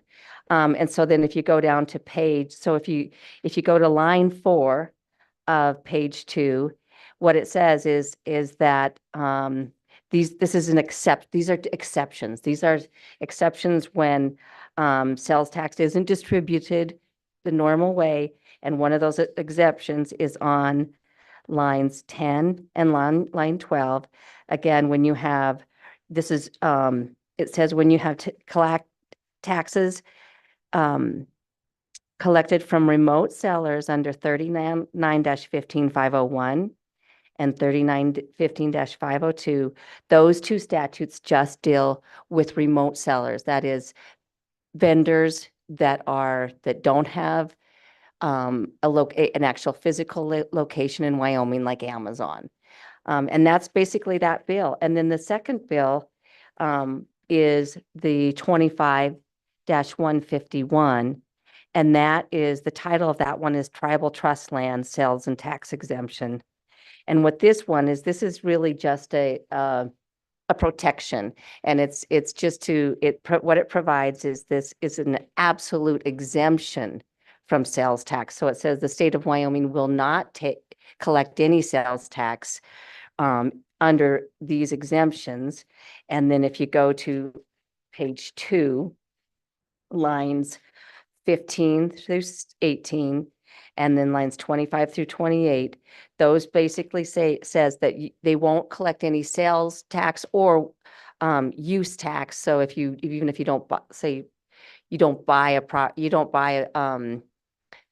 if you're a dealer and you had a car that you're using as a dealership, but you don't actually sell it, you're just using it within your dealership, that would be a use, there'd be a use tax on that, the use of that. So it just says that that the state of Wyoming won't collect any sales taxes or use taxes from sales that are made from tribal trust land that is owned by each separate tribe. And I think, and again, the Chairwoman Ellis can clarify this, but I believe part of the intention for this is to make sure that no sales tax is collected from casino locations that are owned separately by the Eastern Shoshone or Northern Arapaho tribe, where you have casinos. And that's pretty much a wrap-up of both of those bills. As always, Ms. Sharp, great work. Thank you for that. Thorough yet succinct. They are rather short bills. And I think that is good background. Do you have anything further other than going through the bills as far as going? Okay. No, that's all. Okay. Well, thank you for that. And we've got a question by Senator Barlow. Thank you, Madam Chairman. So, Ms. Sharp, just to be very specific, the exemption bill doesn't actually negate the first bill with the remote sellers in any way, does it? Because when we talk about exemptions, they're generally broadly applicable. But in this case, it will not impact the first bill. Thank you. I just want to clarify that. Thank you, Madam Chairman. Ms. Sharp. Yes, Chairwoman Oakley and Senator Barlow, that's absolutely correct. It's two different sources that would be again, the remote sellers only has to do with vendors who are not located, they're not located on the reservation, and they're not even located in Wyoming. For example, Amazon is probably the best example. Further questions? Go ahead, Representative Chestick. Thank you, Madam Chairman. And I have a question about one word on this is in Bill Draft 146 on page 2. And it's a question about the intent of the bill and the word retained on line 19. I'm not sure what the intent here is. So it basically says if there's no agreement between the state and the tribes, the unpaid amount shall be retained by the department in the account from which the funds would be paid. Is the intent to retain that until an agreement is reached, or is it to be forfeited essentially and kept by the state in perpetuity? What's the intent here? Ms. Sharp. Chairwoman and Representative Chestick, that's it does mean that the funds would not be forfeited. The way the Department of Revenue works when they collect these sales tax is they collect them and then they send them out to they put funds go into the general fund and then they go to the cities and counties. And so what would happen here is to address your exact situation. If an agreement were not reached, those funds would sit there at the Department of Revenue and would go nowhere until an agreement is reached. Okay, I may have some amendment language to propose later on. And I would, Chairman Oakley, what I would suggest is to discuss it also with the Department of Revenue, because we were very careful. It's their collection and then distribution of these funds is very, very complicated. And so this way, and so essentially they literally, and again, Mr. Fanning can correct me if I'm wrong, but the Department of Revenue literally sends out checks. And so what they would do is they would hold the funds and not send out the checks. Thank you, Ms. Sharp. And again, that's is a part of this broader discussion, because at this point, we've had this discussion. We need the MOU with the tribes in order to, I mean, that's what we're working on is how would we get this process finalized, and we're not there yet. So, which is what we're going to discuss and what we're working on. And so now what we'll do is move to public comment and, oh, I'm sorry, go ahead, Representative Penn. Thank you, Madam Chairman. Ms. Sharp, if on draft 151, if you could help me just clarify a little bit so I can make sure I understand. So it was mentioned that the intent of this bill is to ensure that taxes are not collected at like locations like the casinos. So does that mean so say non-natives are frequenting the casinos, they buy food, they buy things, no taxes for natives, non-natives, or is this just with the casino entity itself, or just maybe clarify that for me? And Go ahead, Ms. Sharp. Chairwoman and Representative Penn, yes, that what this really does, it just codifies what is happening right now. And it's right now, the casinos are not imposing sales tax on tribal members or non-tribal members. And so this is just a codification for basically for just for the I think just for the safety, I don't know, I'm saying it incorrectly, but just to ensure that the tribes know that that the state is not going to collect and not going to enforce any state sales tax on casino property. Or I should, yeah, on casino land. Yes, understood, Ms. Sharp. Follow up. No, that's fine. Follow up. Thank you, Madam Chairman. And I'm not sure if this is a question for Lily or maybe others on the committee who just have more information. Are there other situations, other lands that are not casino that this would be applicable to? Any thoughts on that, Ms. Sharp, or anybody else? I don't believe so, but if you have any thoughts. Chairwoman Oakley and Representative Penn, I don't know all of the pieces of land that are owned solely by each individual tribe, and that would probably be better actually asked to the tribal members. Okay, thank you. And so I guess I get a little informal here. I know Clarence and Luana are here. Is the Department of Revenue online as well? They are. And so I guess what I want to do is ask the Wind River Tax Commission if you would like to go now, or if you'd like to hear from the Department of Revenue. And I don't care at all how we do this. So it's up to you. You want to go ahead and come up?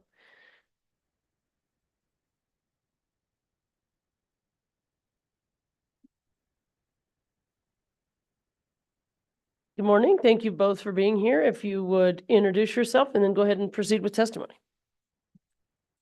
Good morning. My name is Luana St. Clair. I'm with the Wind River Tax Commission. Good morning. My name is Clarence Aragon, Director of the Wind River Tax Commission.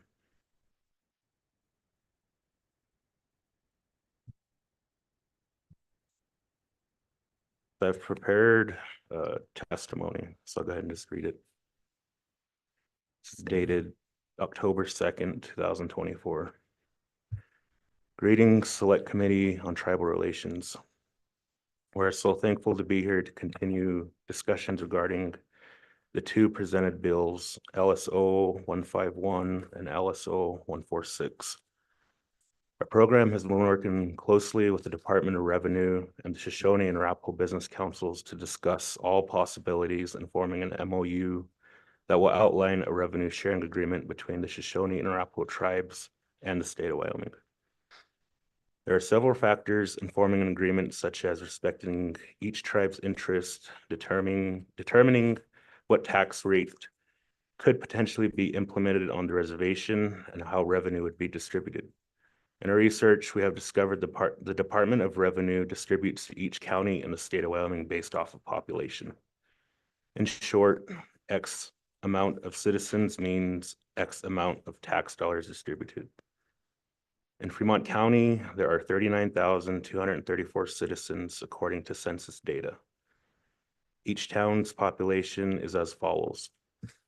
Lander, 7,615, Riverton, 10,923, Hudson, 437, Pavilion, 228, DuBois, 931, and Shoshone, 491.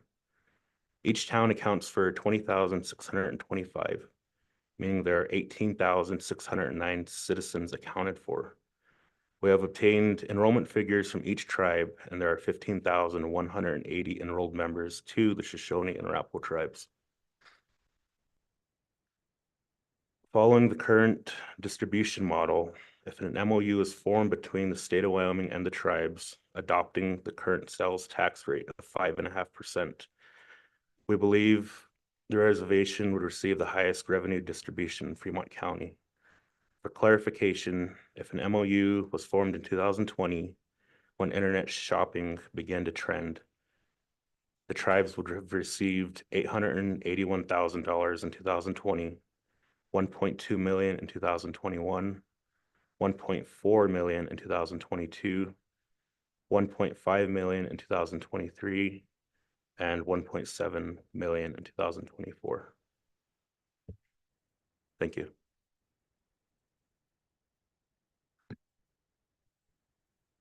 Thank you, Mr. Aragon. Questions? Comments?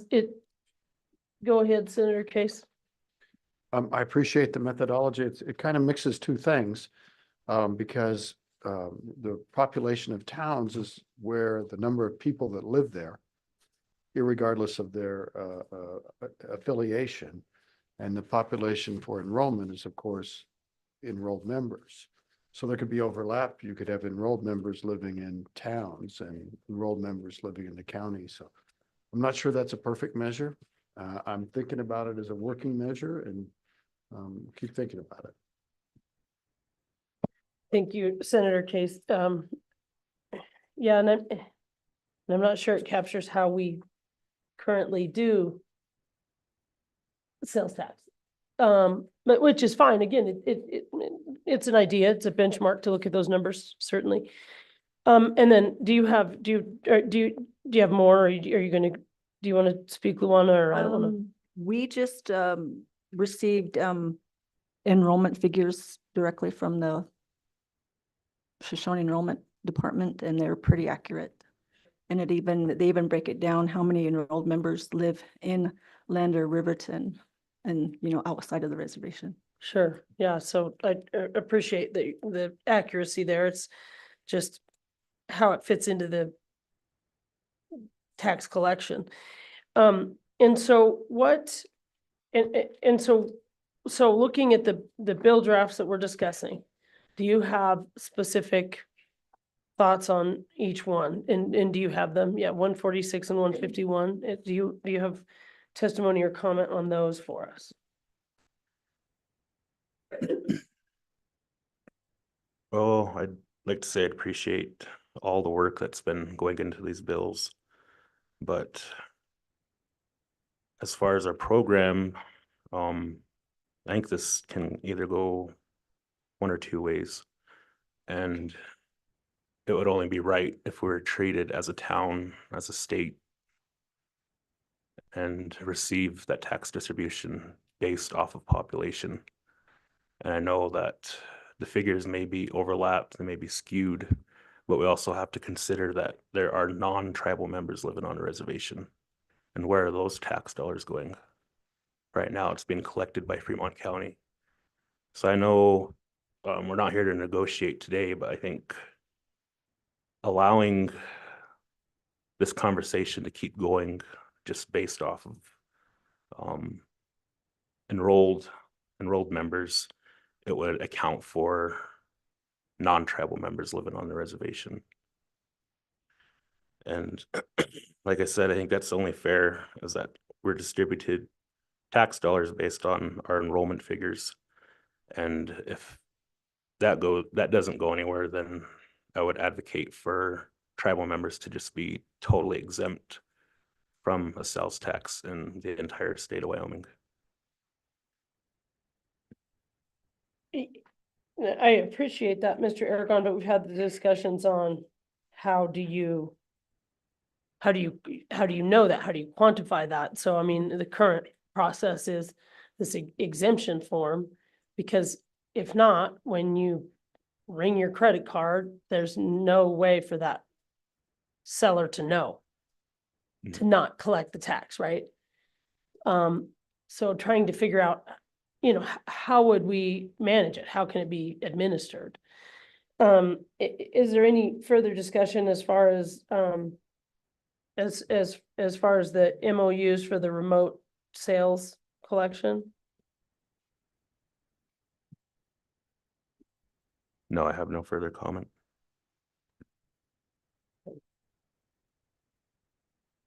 Any questions, Senator Barlow? Thank you, Madam Chairman. So I guess I want to be clear for the tax commission.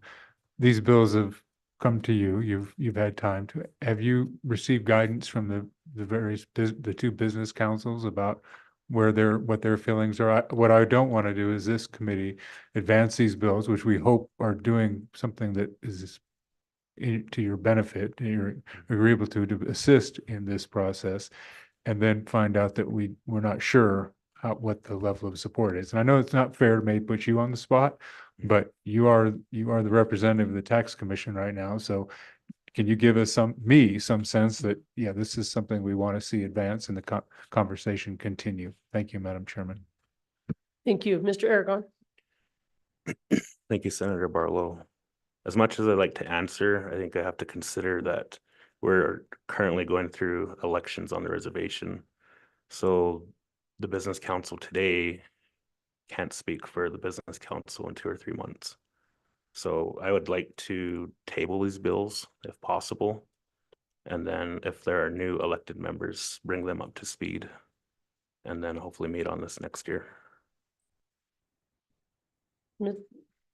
Ms. St. Clair, I can't tell if you're wanting to No, I'm pitch in or if I'm putting you on the spot when you don't want to be. Okay, Senator Barlow. Thank you, Madam Chairman. So I guess if we put these off, that's another year. And so I guess what I would, and we have members of tribal councils here, and I guess I need some more direction. I do not want to do anything that tramples on anyone's concerns or sovereignty or anything, but I also don't want to just stop the discussion, because to me, that's what tabling would do by this committee would do, at least from the state of Wyoming being some kind of a partner in these two bills. So, and I'm not trying to put you, I know I put you on the spot, but I'm not trying to. I want to know what a reasonable path forward, and there's obviously more senior members here than I to help sort this out. Senior, I know, elder members, if that makes you feel better. Anyway, look, I'm very sensitive. We've been down this road before, but I also don't want the discussion to stop. And so we have elections too, on reality is. And anyway, thank you, Madam Chairman. There's no question in that. I just, some more guidance. Maybe there's some of the tribal council members here or chairman that would like to weigh in too. Thank you. Well, and I appreciate that, Senator Barlow, and we'll hear from Senator Case, but yeah, there's always elections and they come about fast and furious sometimes it seems, but I mean, I'm as everyone's aware, I'm an outgoing member myself, but as I sit here, I'm a legislator, and and this is something that we've worked on, and my co-chairman Ellis has worked on for years and years, and we're trying to communicate with the tribes, but take tax collection that's happening and make it benefit and go to the tribes, right? That's what we're trying to do. And so I hate to see it stop and start, because it's not just a pause for a month or two. For both of your chairmen of this committee will be gone. And there's no guaranteeing that the next committee is going to take this up. So I think there is danger in missing opportunities here if we can come up with something that's workable and something that's beneficial to the tribes, and I do believe that we might be there. So I hesitate to just drop it. That's where I'm coming from. Senator Case? Madam Chairman, thank you very much. I'm kind of putting it out to the whole world here that we have two bills in front of us that do pretty simple things, really. One bill, the first one, would return money to the tribes that the state is collecting now in air. You know, that's the bottom line. You can argue about whether the state should keep 1% for administration, all that, but it would return money that the state of Wyoming is collecting now to the tribes. No matter how you look at that, that's a net gain. The second one is to codify kind of the current practice the Department of Revenue is employing, but it's not in the law. And that is that the exemption applies to trust land owned by, or to land owned by one tribe, not both tribes. Seems like both of these are simple changes that move us forwards. And it doesn't preclude discussions down the line of, more general application of sales tax. I actually would like to see sales tax in the future be a bill and keep system. Tribes impose their taxes on the reservation boundary.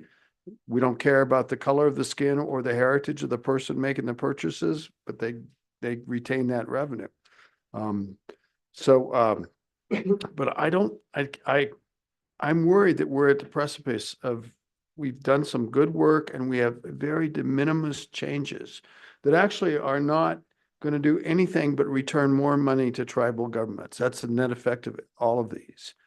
And if we don't take this opportunity now and don't hear from your leaders that we need to do this, then I'm not sure if it'll ever come up again.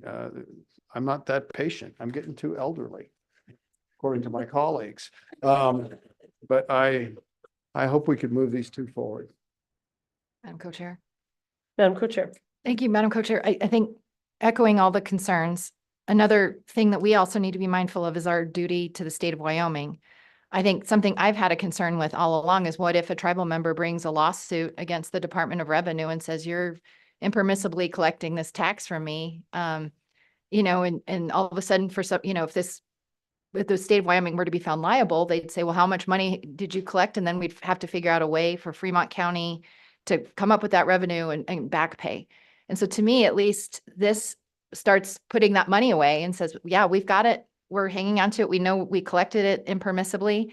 We're just waiting for the right mechanism to then release it back to the tribes and to benefit the people who paid the tax.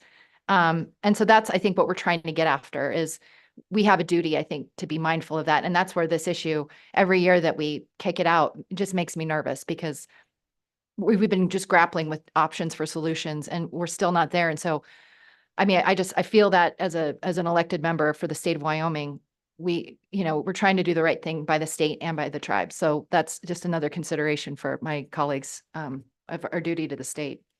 I thank you, Co-Chairwoman Ellis. I think that's a really important point that maybe we haven't discussed enough, which is, as we've said here on the record many times through these discussions, that right now the state of Wyoming is doing it wrong. And if we know that and we're saying that, then perhaps it's our duty to work to better, to do the correct allocation, because at this point we know we're not. So good discussion. And there's more to come. Senator Barlow. Madam Chairman, thank you. So just to your comment, I don't know that the state of Wyoming is doing it wrong. I think it could be done better. It could do more appropriately and more appropriate for the state of Wyoming, to your co-chair's point, Senator Ellis's, and to the benefit of our tribal partners.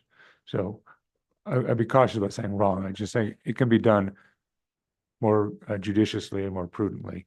And I think that these two bills represent that. And I'm sorry, I didn't mean to make this a point about we got to go this. I just wanted to have some sense from the tax commission what their sense was, and I appreciate that. And it wasn't trying to put you. I did put you on the spot, but that wasn't the purpose. It was just to give us a sense and have this discussion. I know there's probably more public comments, so we'll leave it at that. Thank you.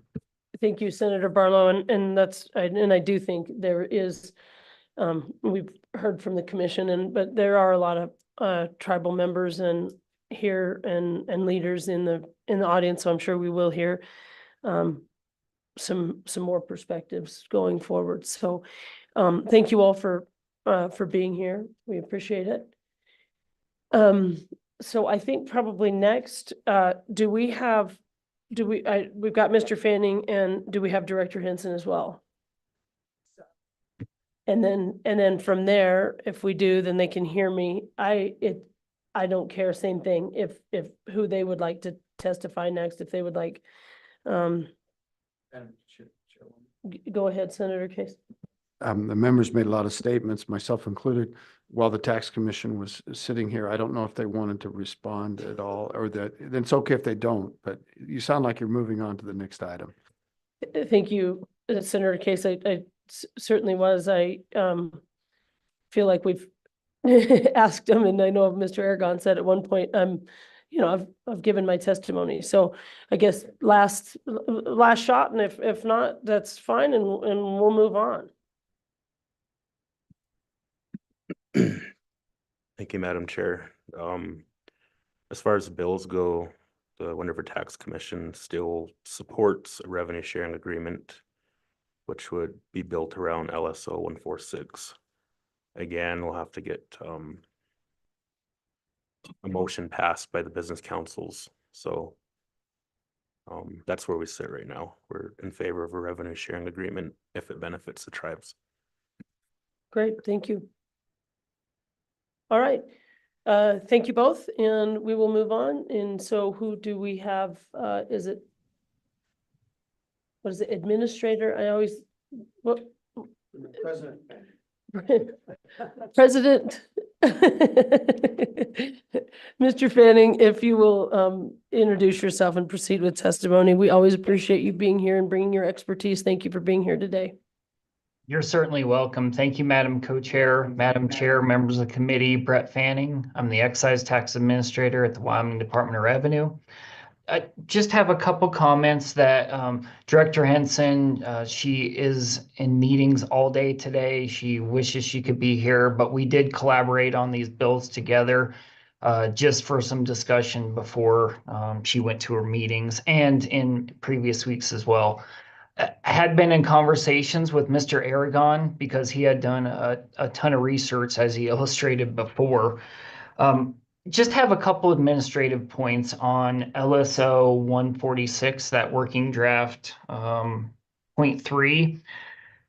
For this one, put yourself in the vendor's shoes for someone. So you're an online retailer, and then the general practice right now, if you're going to ship something into Fremont County, you've just got to report it to us, to the Department of Revenue in Fremont County.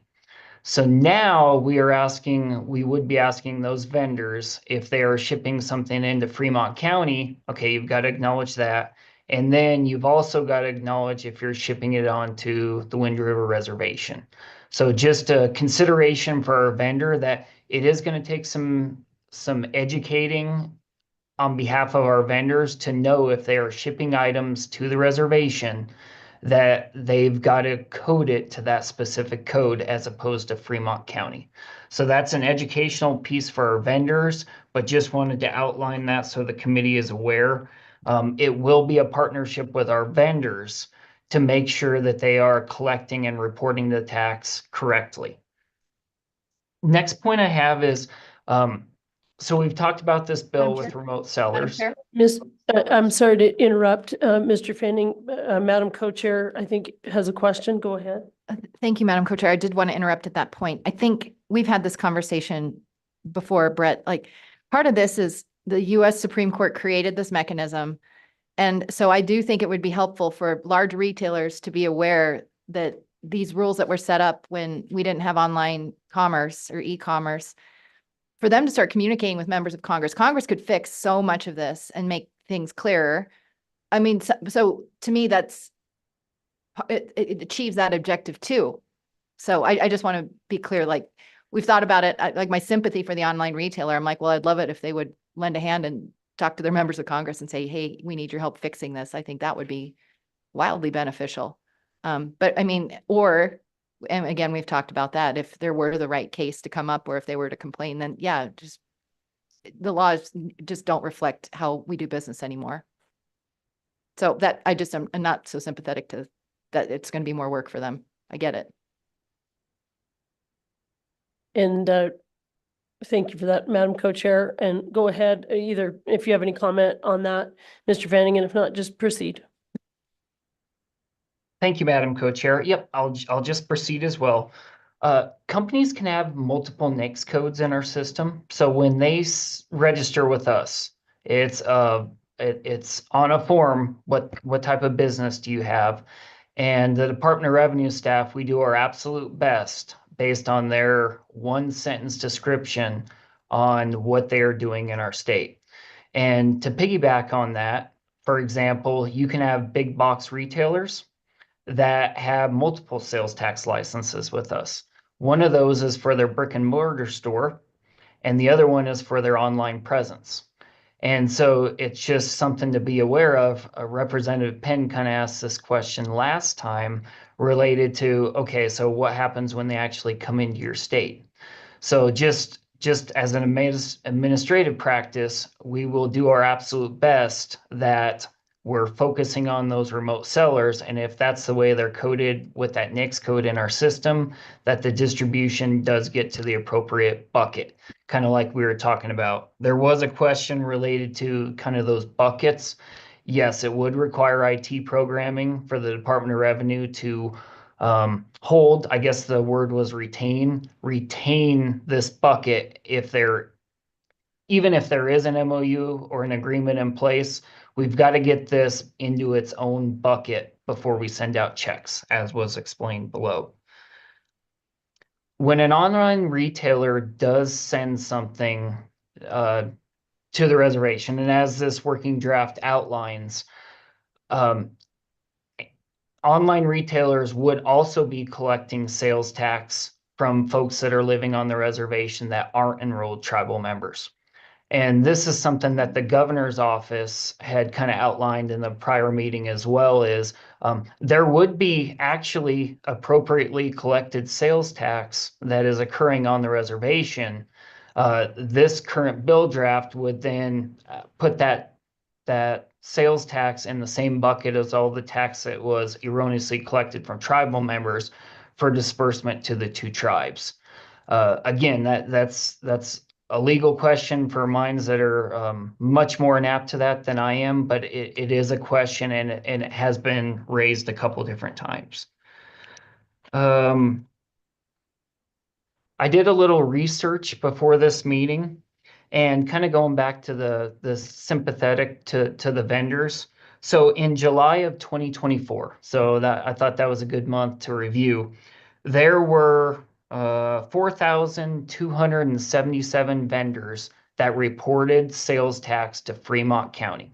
So you've got 4,000 vendors, and these vendors, they're located in Wyoming, they're located within our state, but they're also located around the United States. So I had found out that there were basically 1,262 companies that had the remote seller NAICS code that had reported tax to Fremont County in July of 2024. So big companies that you would recognize, some of them have been mentioned today, but you are talking about working with a couple thousand vendors to make sure they're reporting appropriately.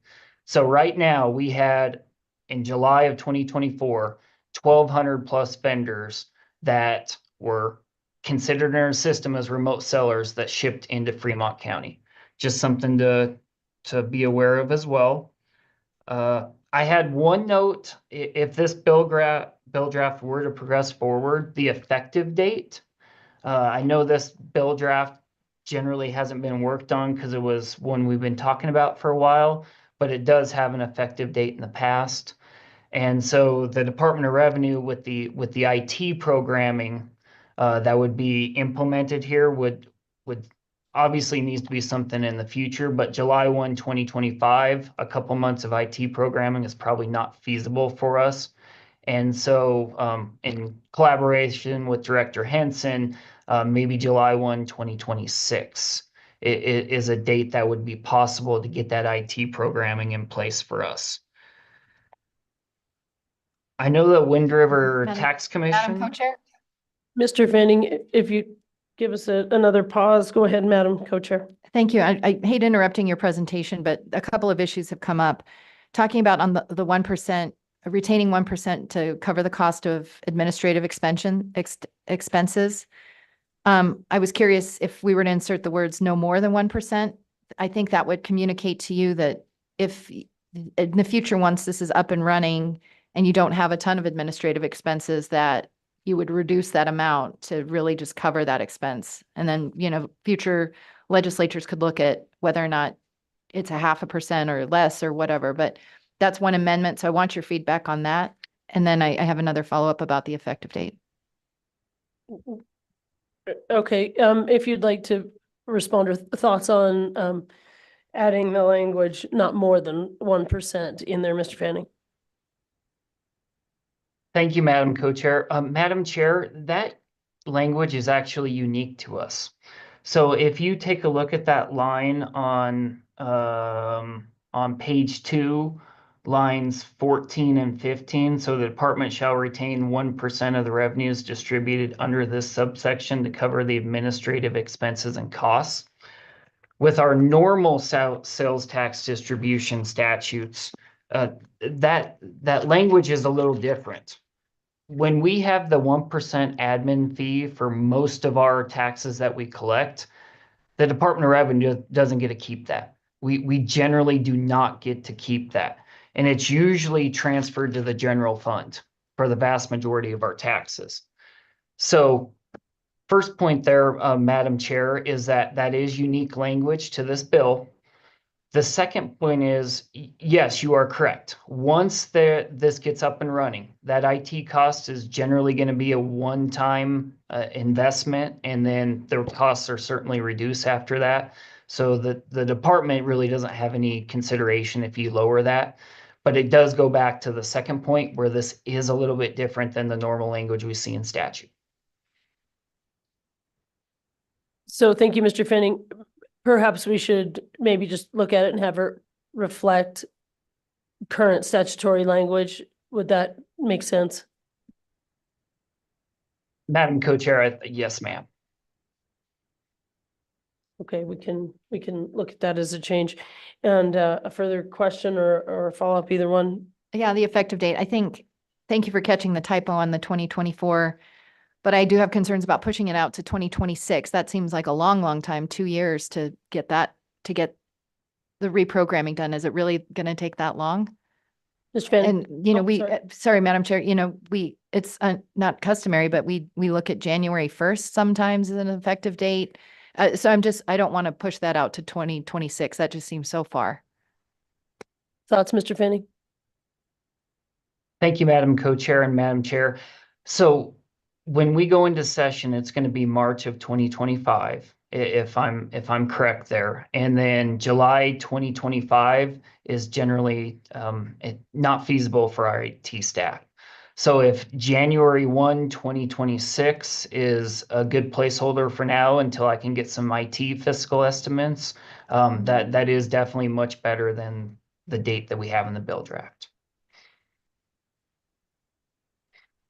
Thank you, Mr. Fanning. There's no further comments or questions at this time, so go ahead and please proceed.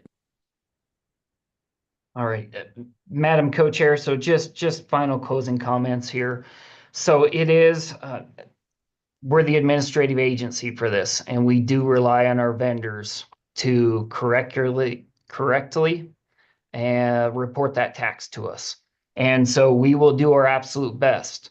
This bill draft does outline some things for remote sellers, and we will be, the intent right now is to use how they are categorized as NAICS codes in our system, and companies can have multiple NAICS codes.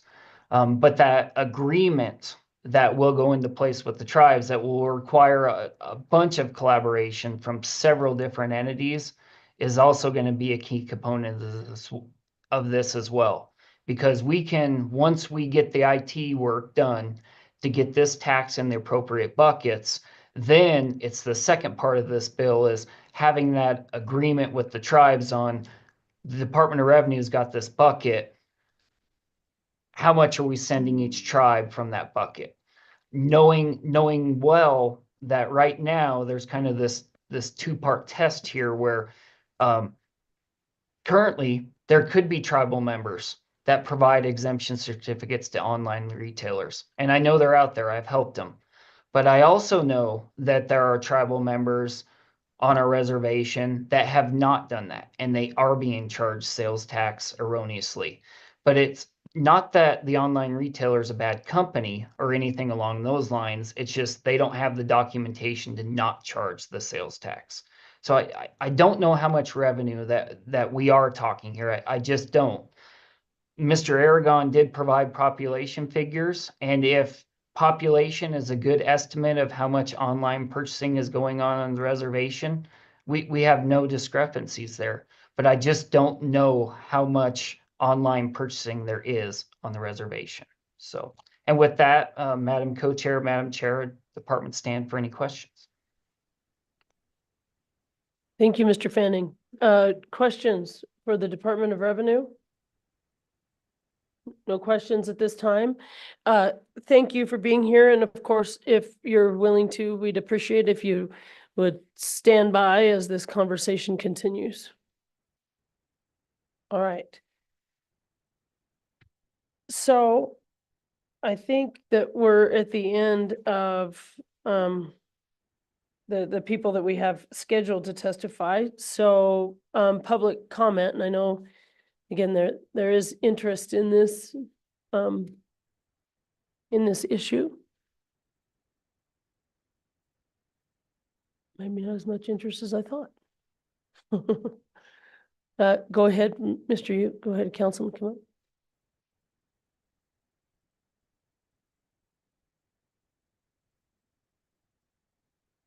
Good morning, gentlemen. Nice to see you. If you would introduce yourself and proceed with testimony. Good morning, Madam Chair Oakley, Co-Chair Ellis, and the rest of the committee. Good to see you guys again.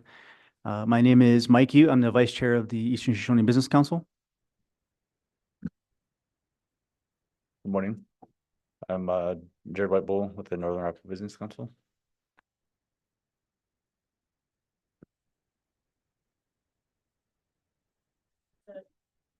Go ahead, who wants to speak? Turn my microphone on. Vice Chairman Yu, do you want to give us some thoughts? Sure, I'll keep it pretty short. I know there's, and I agree, there is, Madam Chair, I agree that there's a time-sensitive issue. We don't want to keep pushing it out because the state will just keep collecting this money and like it's been stated erroneously. So it'll just keep getting built up and the state doesn't have any mechanism to figure out what to do with this money. So it needs to be figured out right away. I think the best path forward for on the tribe side is we have a intertribal meeting next week so that on Wednesday, the tribes can, I would advocate there to push forward an idea on which of these options is best for the tribes. So I think we can get you a concrete idea on which way to go forward on that.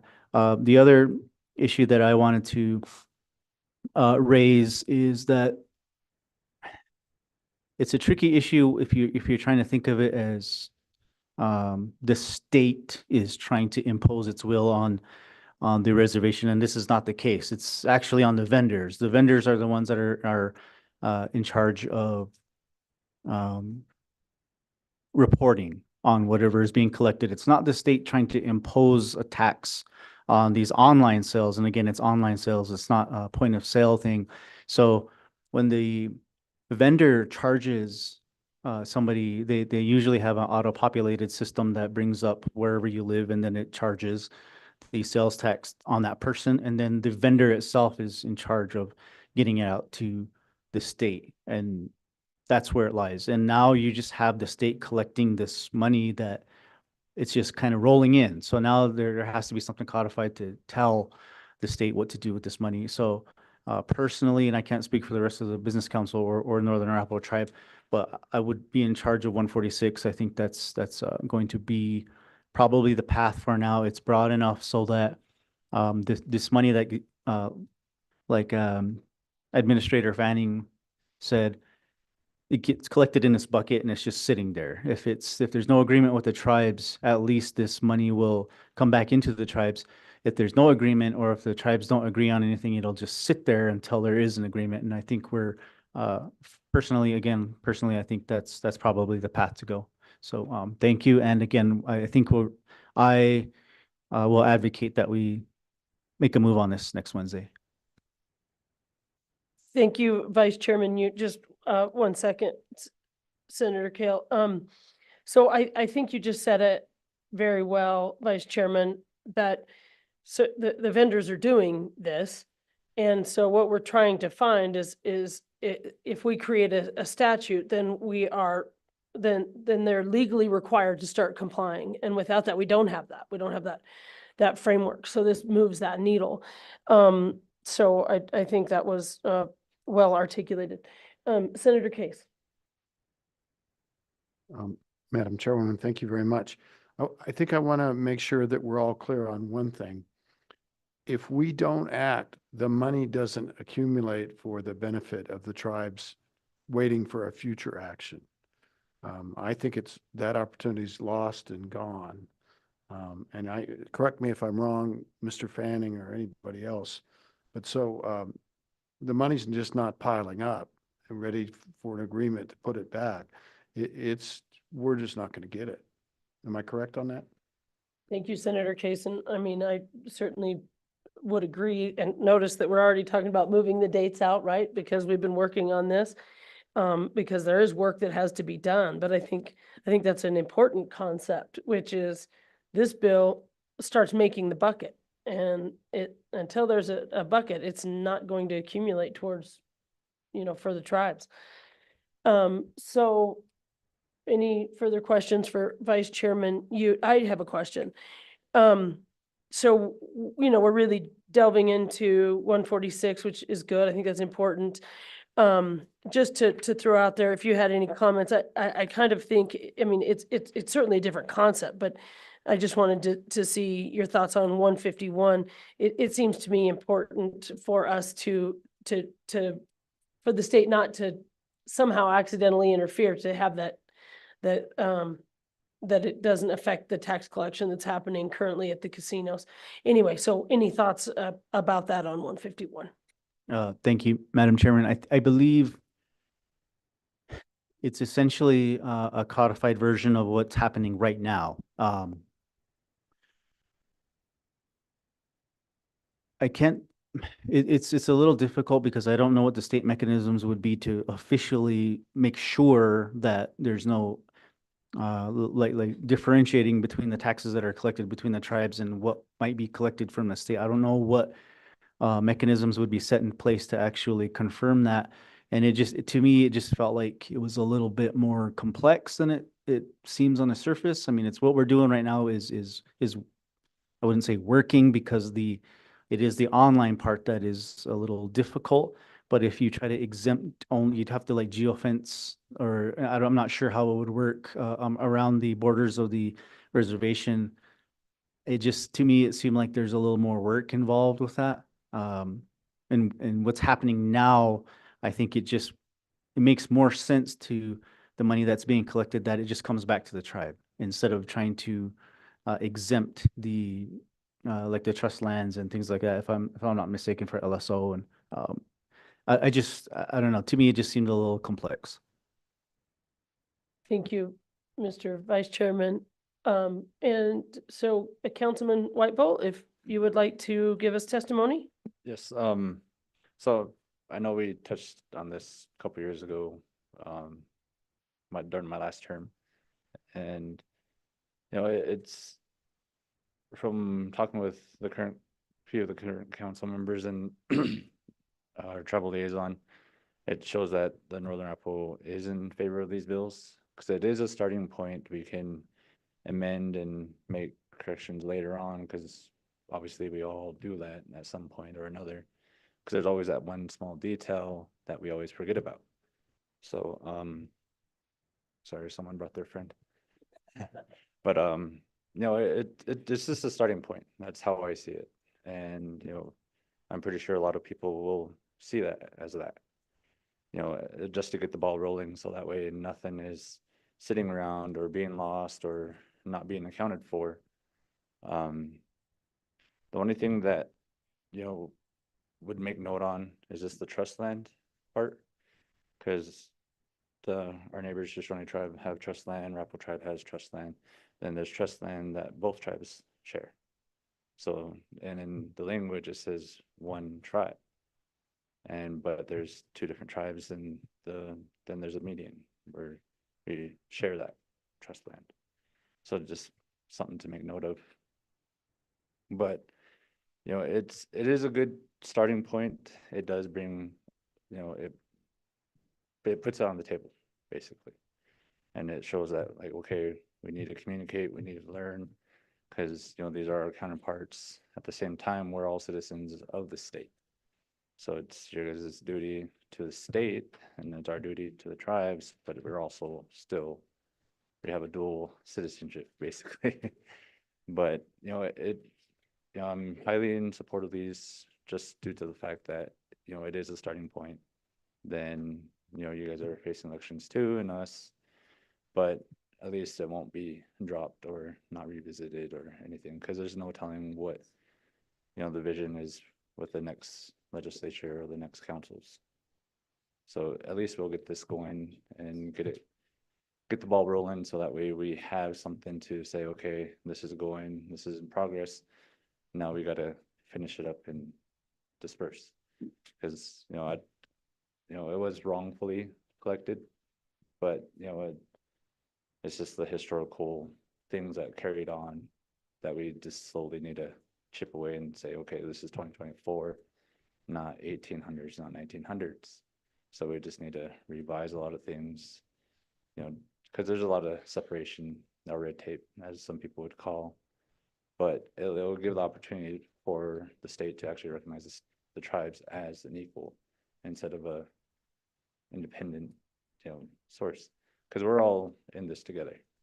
Because I go to Casper, I pay my taxes there when I do shopping there, or if I'm going on a, an event within the state, I pay taxes there. I don't question anything. But it's just our, no matter where we go, we're paying taxes. Either it's on state side, county side, or tribe side, or even the federal government side. So, but at least this will get us in the same level. Thank you, Councilman. Question, Senator Barlow.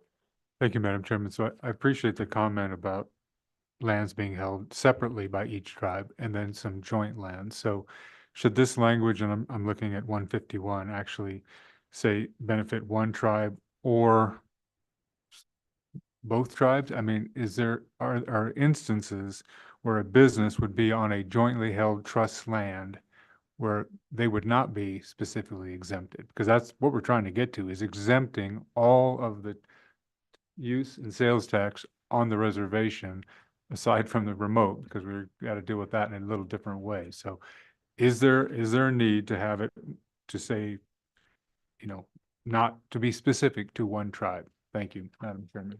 Thank you, Senator Barlow. And I do want to just reiterate that what this is doing is codifying the current practice of the Department of Revenue, of not collecting sales tax and land held in trust for one tribe. And again, it's got to do with the casinos, which I do believe are the only businesses that this would affect. And perhaps we'll have Ms. Sharp if she's done some research, but I don't want to take away, if the councilman want to speak to that, I don't want to take away your opportunity, but as far as any current practice, if you have any knowledge on that.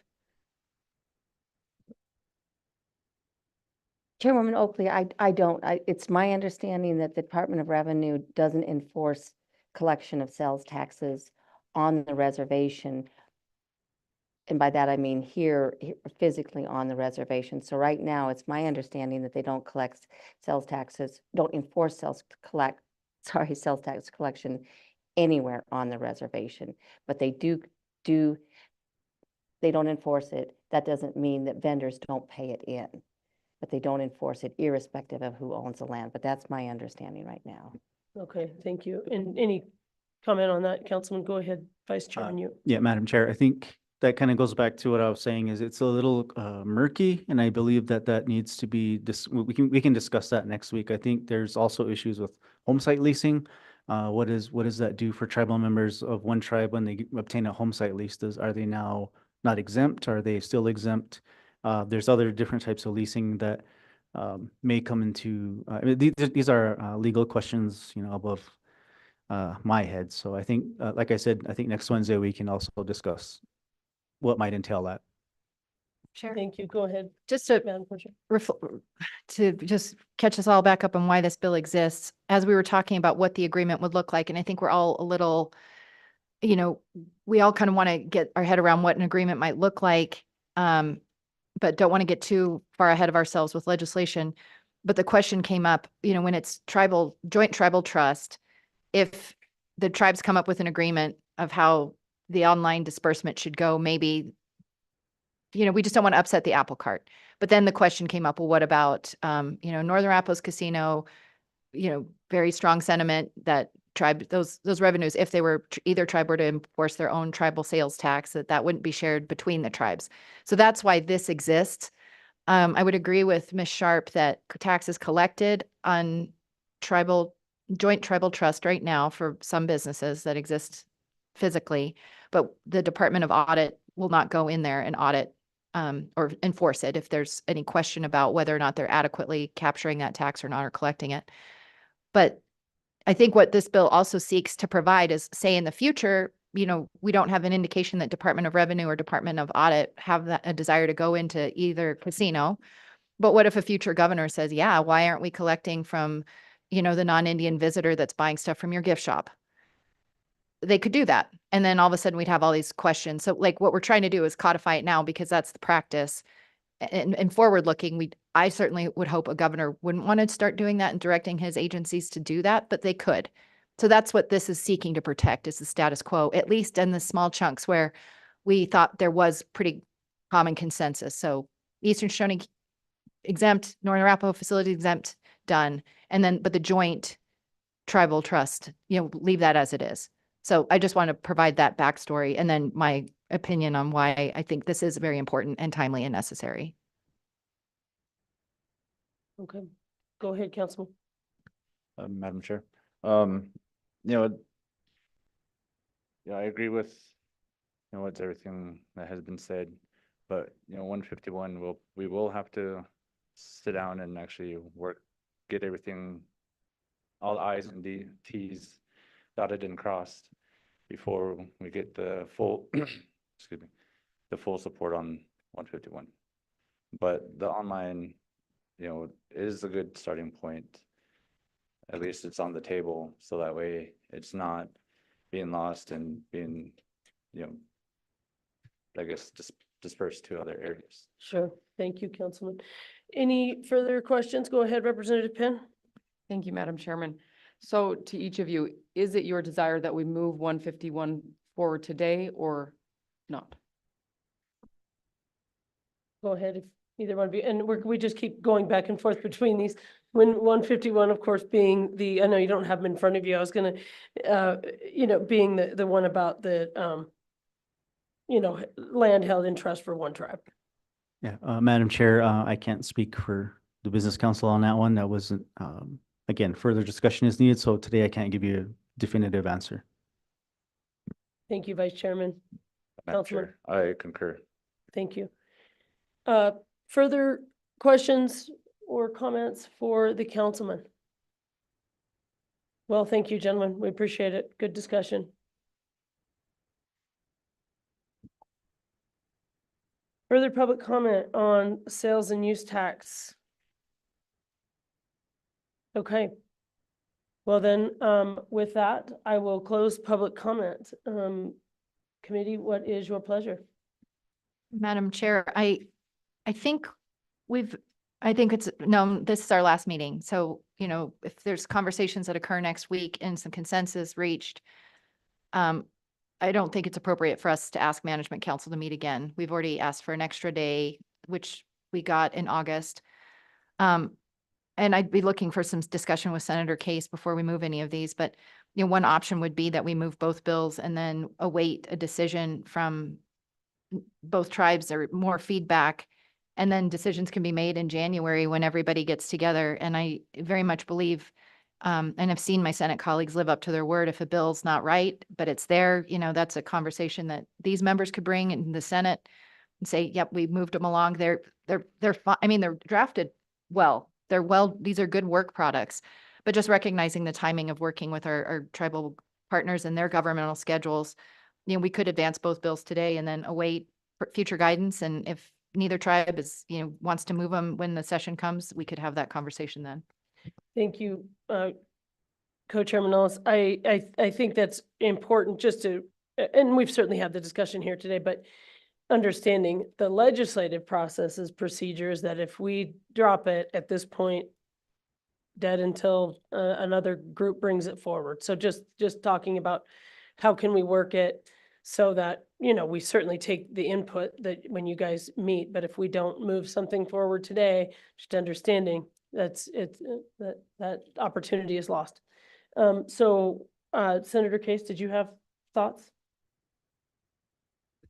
I think Chairwoman Ellis kind of made the point that I think we can make. This is an opportunity. We seize the opportunity so that it's on the table rather than taking it off the table. Because if it's an individual bill, it won't do very well. So we leave it on the table and we prepare it for introduction, but then we could all meet, whoever's still around, we could meet and withdraw our support for it after it's introduced. And we've done that before with a bill where, time and circumstances change, so that if the general councils or the business councils or others are opposed to the bills at the time of introduction, we could just pull the plug on, keep our commitment to them and do that. Otherwise, we don't have the opportunity. Right. Well, as I said, it's opportunity. This is it right now. It's either dropped or not. So further discussion from the committee. So Madam Chair, I'd move working draft 25 LSO 0146. okay, it's been moved and seconded, good, better, and different. And so we're not gonna discussion on the bill. Do we want to work the bill? Any amendments? Representative Chestik. Yes, I have an amendment on 146 on page 2. The word retain shows up twice in 5 lines and they're used in different ways. On line 14, retain means we keep the money forever. And on line 19, the word retained is used in a different sense where we're going to just set it aside and then distribute it out later. So I don't like that. So I think the second retained is ambiguous. So I'd like to move an amendment to line 19, change the word retained to held. And then on line 20, before the period, insert the words until such time as an agreement is reached with the tribes. That clarifies that this money is to stay in the possession of the department until there's an agreement. And once the agreement is reached, the money is then distributed to the tribes. Committee discussion on the amendment. Madam Chair, Madam Co-Chair. just have a friendly amendment maybe, and I would like LSO to weigh in on this. If we need to say reached with the Eastern Shoshone and Northern Arapaho tribes, rather than just tribes, but that's a polishing of it, of your concept. That's a fine amendment. Friendly amendment. I accept that amendment. And I'd second the amendment. Okay. So I guess for discussion, I have some concern, but maybe it can be allayed. I'd like to certainly hear from my Madam Co-Chair, just because that word retained was used and chosen by the Department of Revenue and LSO. Is there any difference? And if not, then I'm fine with it. But that was we heard that was language chosen by the Department of Revenue. Does this cause any issues? Like I say, Madam Co-Chair, LSO, do you foresee any problems? Madam Co-Chair, I appreciate the distinction. I think it's a fair one. But I'd ask Lily, since she's drafted this and has worked with the department, what her thoughts might be. Ms. Sharp? Madam Chairman, I would just ask that you give LSO the leeway to check with the Department of Revenue and with the budget and with our budget division. It just means that I understand, as I understand it,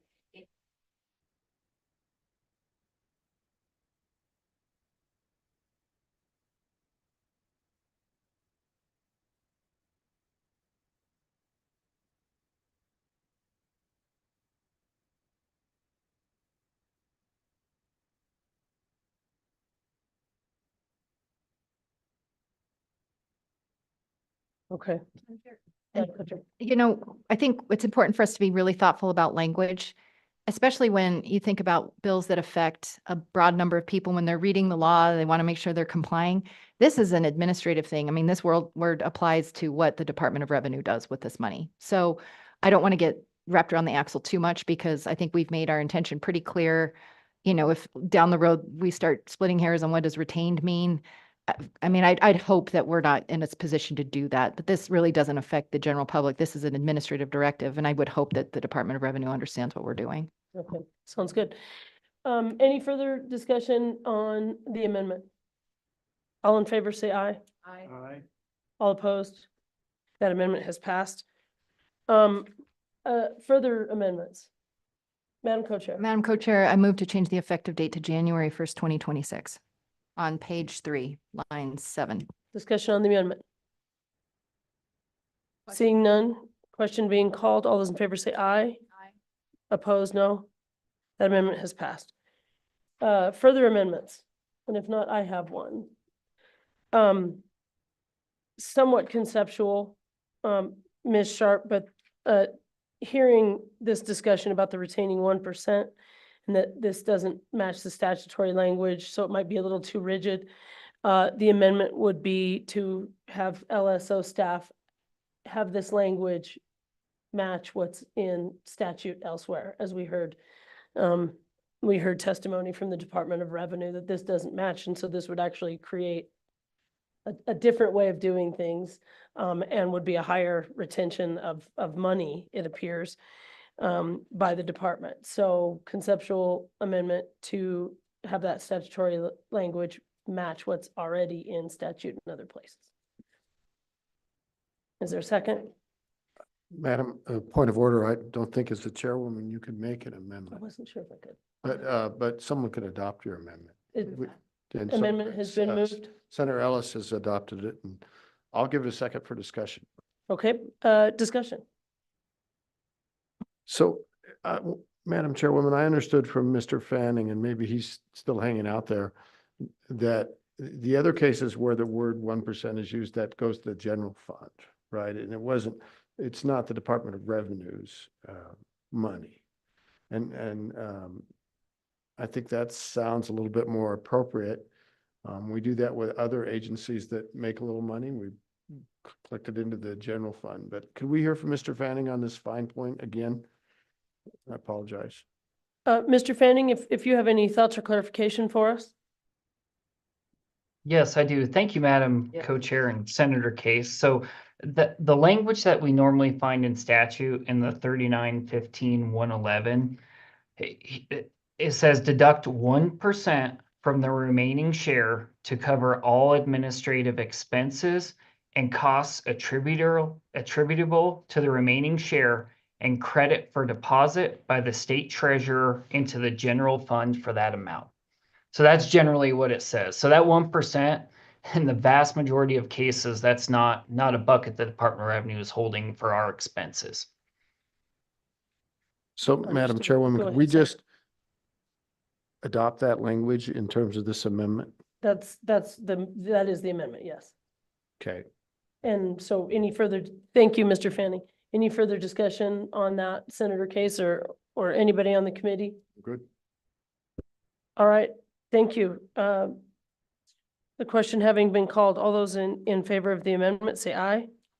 Opposed, no. That amendment has passed. Any further amendments or discussion on the bill? Question having been called. All those in favor, oh, this is a roll call vote. Please call the roll. This is a roll call vote for 25 LSO 0146, Wind River Reservation Remote Sales Tax. Senator Barlow.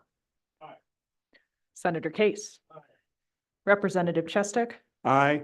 Representative Penn. Aye. Co-Chairwoman Ellis. Chairwoman Oakley. Aye. 6 ayes, Madam Chair. Thank you. So working draft 25 LSO 146 will move forward. Committee, what is your pleasure, if anything, from here? Madam Chair, I would move for introduction to the 2025 legislative session, LSO 151. Second. All right, so having moved 25 LSO 151, are there any amendments on the bill? Preface one thing. Go ahead, Senator Case. I think the same deal applies that if the tribes don't, our friends here don't want this bill, we don't have to follow it through. We can pull, it won't literally get pulled. It'll still be on the list, but we won't take action on it. We'll ask that it be killed. Thank you, Senator Case, and I appreciate that. And just, and I think we've said it, but just to reiterate, again, the co-chairman and I won't be there, but a commitment to the tribes that this, just us moving this forward today does not mean, it's a go and we're going to try to pass it into law. Certainly the conversations continue as they always do. So Senator Barlow. Thank you, Madam Chairman. So I would move that the section 2, the effective date is immediately. If this is current practice, there's no reason to wait for a particular date to do this. So I think effective immediately would be appropriate. I'd move that. Thank you. That amendment having been moved and seconded, any discussion? Question having been called, all those in favor say aye. Opposed, no. That amendment has passed. Further discussion or amendments on this bill? Question having been called. is the roll- oh, Let's just slow down 1 second, please. And just to be very clear, because we just passed an amendment that says it's effective immediately, it doesn't have anything to do with the fact that we can pull this bill when, it still has to go through all the process and everything. So if our tribal governments indicate to us they don't want this bill to go forward, we will kill this bill. Thank you, Senator Case. I had just said that, and I appreciate it certainly coming from those of you who are going to be the ones in charge of pulling the bill. Okay, so further discussion. And question having previously been called, roll call vote, please. This is a roll call vote for 25 LSO 0151, Tribal Trust Land Sales and Use Tax Exemption. Senator Barlow. Senator Case. Aye. Representative Chestick. Aye. Representative Penn. Aye. Co-Chairwoman Ellis. Aye. Chairwoman Oakley. Aye. 6 ayes, Madam Chair. Thank you. With that, 25 LSO 151 will move forward. And with that, we will move on to our next topic.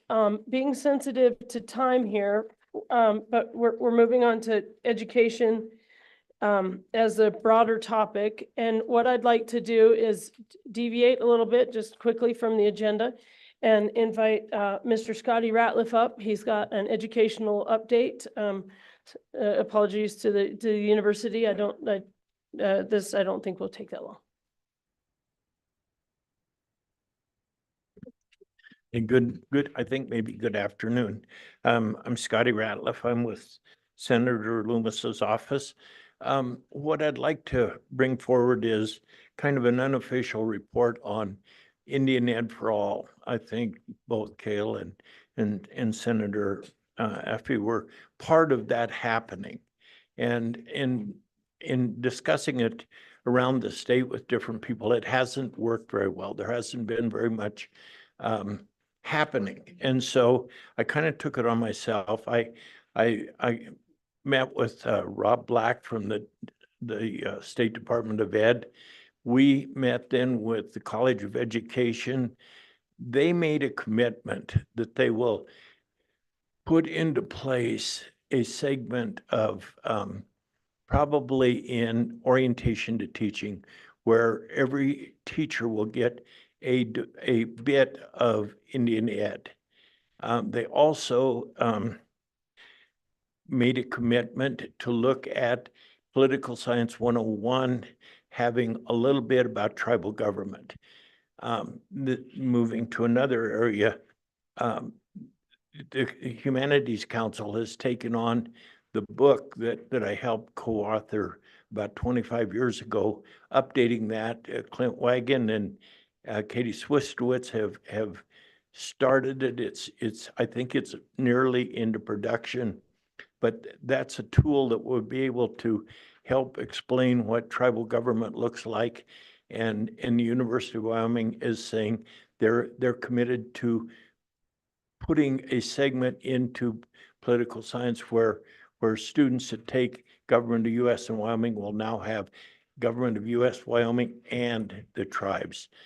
And then, and I think the Humanities Council really needs to be applauded for this, in that they have set aside some money that will allow any library, any school district, or any some other entity to reach out to the tribal community and contact a elder or a person who has good knowledge to come to their community and share that wisdom. So it's a chance to take the reservation to the other communities.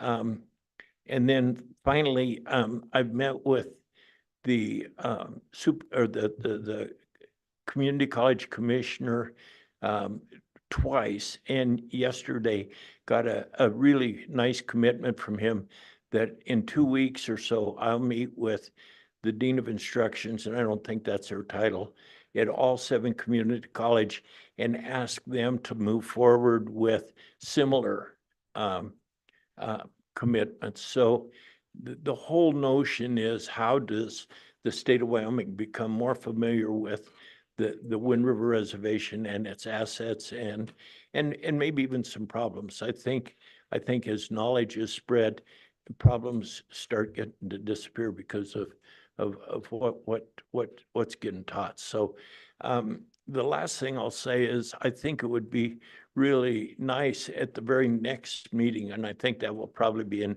May or sometime, if we could have these different entities come forward and see if all of this has fallen into place, because, I'm just doing it because I really do believe in it, but I think it would be good to hear from all of them as to how it's working and what it looks like. So that's all. Thank you.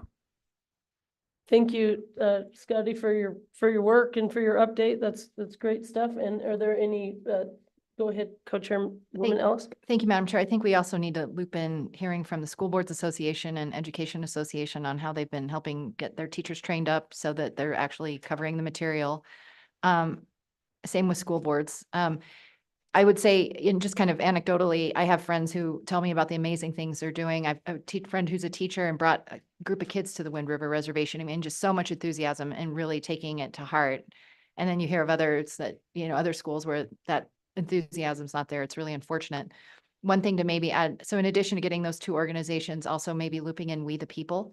I've judged those competitions at the 5th grade level and the high school level. And one of the questions I was judging, they were talking about how there are 2 sovereigns in the United States and the federal government. And I started getting all riled up. And so then I started calling the We the People in Wyoming, and then trying to find the We the People nationally. And I think, it begs a bigger question of what is in these textbooks and what's being taught. But I know We the People is a very popular program throughout a lot of school districts. So as you're coming up with ideas and ways to penetrate, that might be something to add to your list. But thank you for your work. Thank you, Scotty. Okay, so I think, barring any objection, I think we go ahead and push forward. We have the University of Wyoming here with us. So, President Seidel, Mr. Smith, if you come forward. They're pressed. Thank you, gentlemen. Thank you so much for coming here to the Wind River Indian Reservation and being with us here today. And we should love to hear from you. Thank you, Madam Chair, Madam Co-Chair, to the entire committee. Thanks for having us today. I'm here with Vice President Mike Smith, who handles government relations. And I am here to report on the Board of Trustees meeting we had last week. And we're very pleased to have on September 26th, we had Senator Ellis and Representative Oakley there, along with Lee Spoonhunter and Waylon Large representing the tribes that came up to the table. But we had quite a larger community in the room. And I think it was a very good, very honest discussion. And I really appreciated that. I'll do my best to summarize it. I would say a key topic that we really focused on was how does the university support Native American students at the university? And we covered topics from how we support them academically, socially, financially at the university. And in particular, we did talk about the Native American and Indigenous Studies program and other academic programs that students are typically enrolled in. We have a really vibrant center for a Native American cultural center on the campus there. And it's really been gaining momentum over a number of years. And then we also talked about scholarships, including the Chief Washakie Scholarship, the Sky People, Northern Arapaho, and other scholarships that are available to our students. The discussion turned to really, I would say, determining the number of students that we actually have at the university, and how do we achieve a more comprehensive financial support, and then perhaps even personalized academic support programs at the university. And it became clear to me at that meeting in particular that the community is looking to the university to really step up and provide more leadership, and what are some potential models for how we would achieve our goals. And so we've actually been working on this quite a lot, and I enjoy coming up to the reservation. I've been up here many, many times by now, and I'm getting to know the community. And so we've been working on a couple of things, and in particular, how do we identify the number of students that we actually have on campus, and where do they come from? And so as I know you've heard a report, even as I understand the last meeting I wasn't able to attend, that we had 307 self-identified as having a Native American ancestry is how I would describe it, but that is not necessarily enrolled tribal members. In fact, we know that many of those who've self-identified are not. On the other hand, we did some work with the Native American Cultural Center, and who have identified very specifically 20 Eastern Shoshone and 22 Northern Arapaho students, of which 29 are undergraduates. So these are known enrolled members that our center and our staff actually know personally. So it's a very good relationship, and for which we really have a lot of understanding of who the students are, where they come from, what their interests are. And when you start to then think about the smaller numbers, it becomes more clear that you could devise programs that are actually personalized in terms of academic programming, support for students, and also to think about what the numbers are for the costs. And so we've took another step, and I suggested sort of off the cuff at that meeting, a couple of programs that we are actually very keen to work on. So one is, what are the costs? And I'm very interested in having a stepwise approach to what the costs are. So there are tuition and fees on the one hand, and then there's the full cost of attendance. Tuition and fees are a part of that. And so we know what the tuition and fees are per student, and we know what the full cost of attendance is according to our analysis of what it costs to go to the university there. And then it's a math problem. And so I'm trying to turn it into a math problem that doesn't have with it any judgment on where the money should come from. That's the result of the calculation that we will do. But nonetheless, what are the actual costs? So let's put that on the table, and then begin to understand how can we address finding funding for those costs. And so as a first step, if you look at just the University of Wyoming, just the university, and I'll come in a minute to our relationship with the community colleges, because that's very important. But as a first step, let me talk about only the University of Wyoming and only tuition and fees. What are those costs? Recognizing that there are more costs than that. And let's say we have roughly 40 students. So maybe it's 50. We will do more work to determine the precise number, but we know it's at least 40 students. That costs about $320,000 per year in terms of tuition and fees. So if you were to say, well, where could that money come from? It could come from an endowment, just as an idea. And so that endowment, if it's managed by the foundation of the university, and we have the University of Wyoming Foundation that's separate from the University of Wyoming, but we work very, very closely together. And John Stark, who's a vice president to me, is also president of the foundation. It would require about an $8 million endowment if it were to be managed with a 4% return on investment. So that's just a math problem. And so we discussed at that meeting various ways that we might try to achieve such an endowment. And so, for example, I mentioned 3 endowments. Perhaps they could be brought together, and perhaps they could be the beginning of a larger corpus that we would develop. Or a separate idea, another idea would be, could we have a separate endowment that would be available for tuition and fees, and then use those other endowments potentially as a supplement to those. And they could cover, for example, the full cost of attendance for some students. And one of the issues of combining those endowments is that they all have separate donor agreements with specific ways that they need to be used. And so that complicates that. But I'm just saying all ideas can be on the table, but we want to work through all of this. So we have spoken at length with the foundation, and we did, the foundation, the UW Foundation was present at that meeting.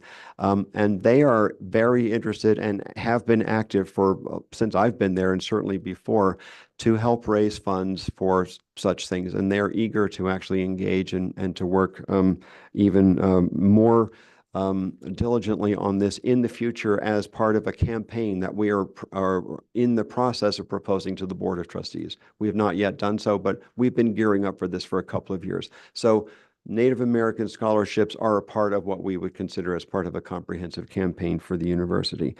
And we also talked about a model with the community colleges. So it's important to recognize that 40% of our students at the university come from transfers, not all from the community colleges, but that's the total number of students at the university is 40% come from transfers, but a very large fraction of that come from the 8 community colleges in the state here. And we've been developing very, very good relationships with them over years. And in fact, tomorrow I'll be at the Wyoming Community College Commission down in Rock Springs to discuss with the presidents further cooperations and so on. So we are working on a program very specifically with Central Wyoming College President Tyndall.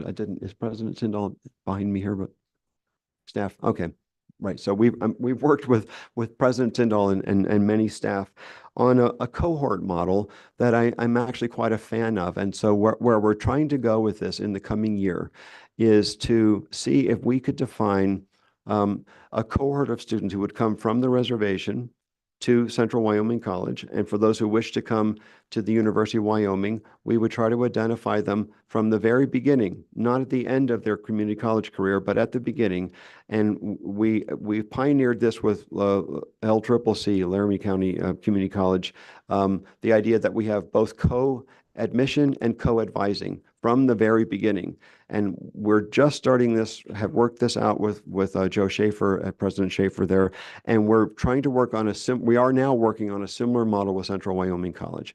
And so as a fraction of that cohort of students would come from the reservation. And so we have thought about, can we create a special cohort model where the students would come from the reservation to Central Wyoming College. We immediately admit them as students to the university, and we advise along with the Central Wyoming College advisors each individual student on a potential program so that it's not like, okay, they did that and then they come and then they have to figure out, no, we're going to be there to guide them.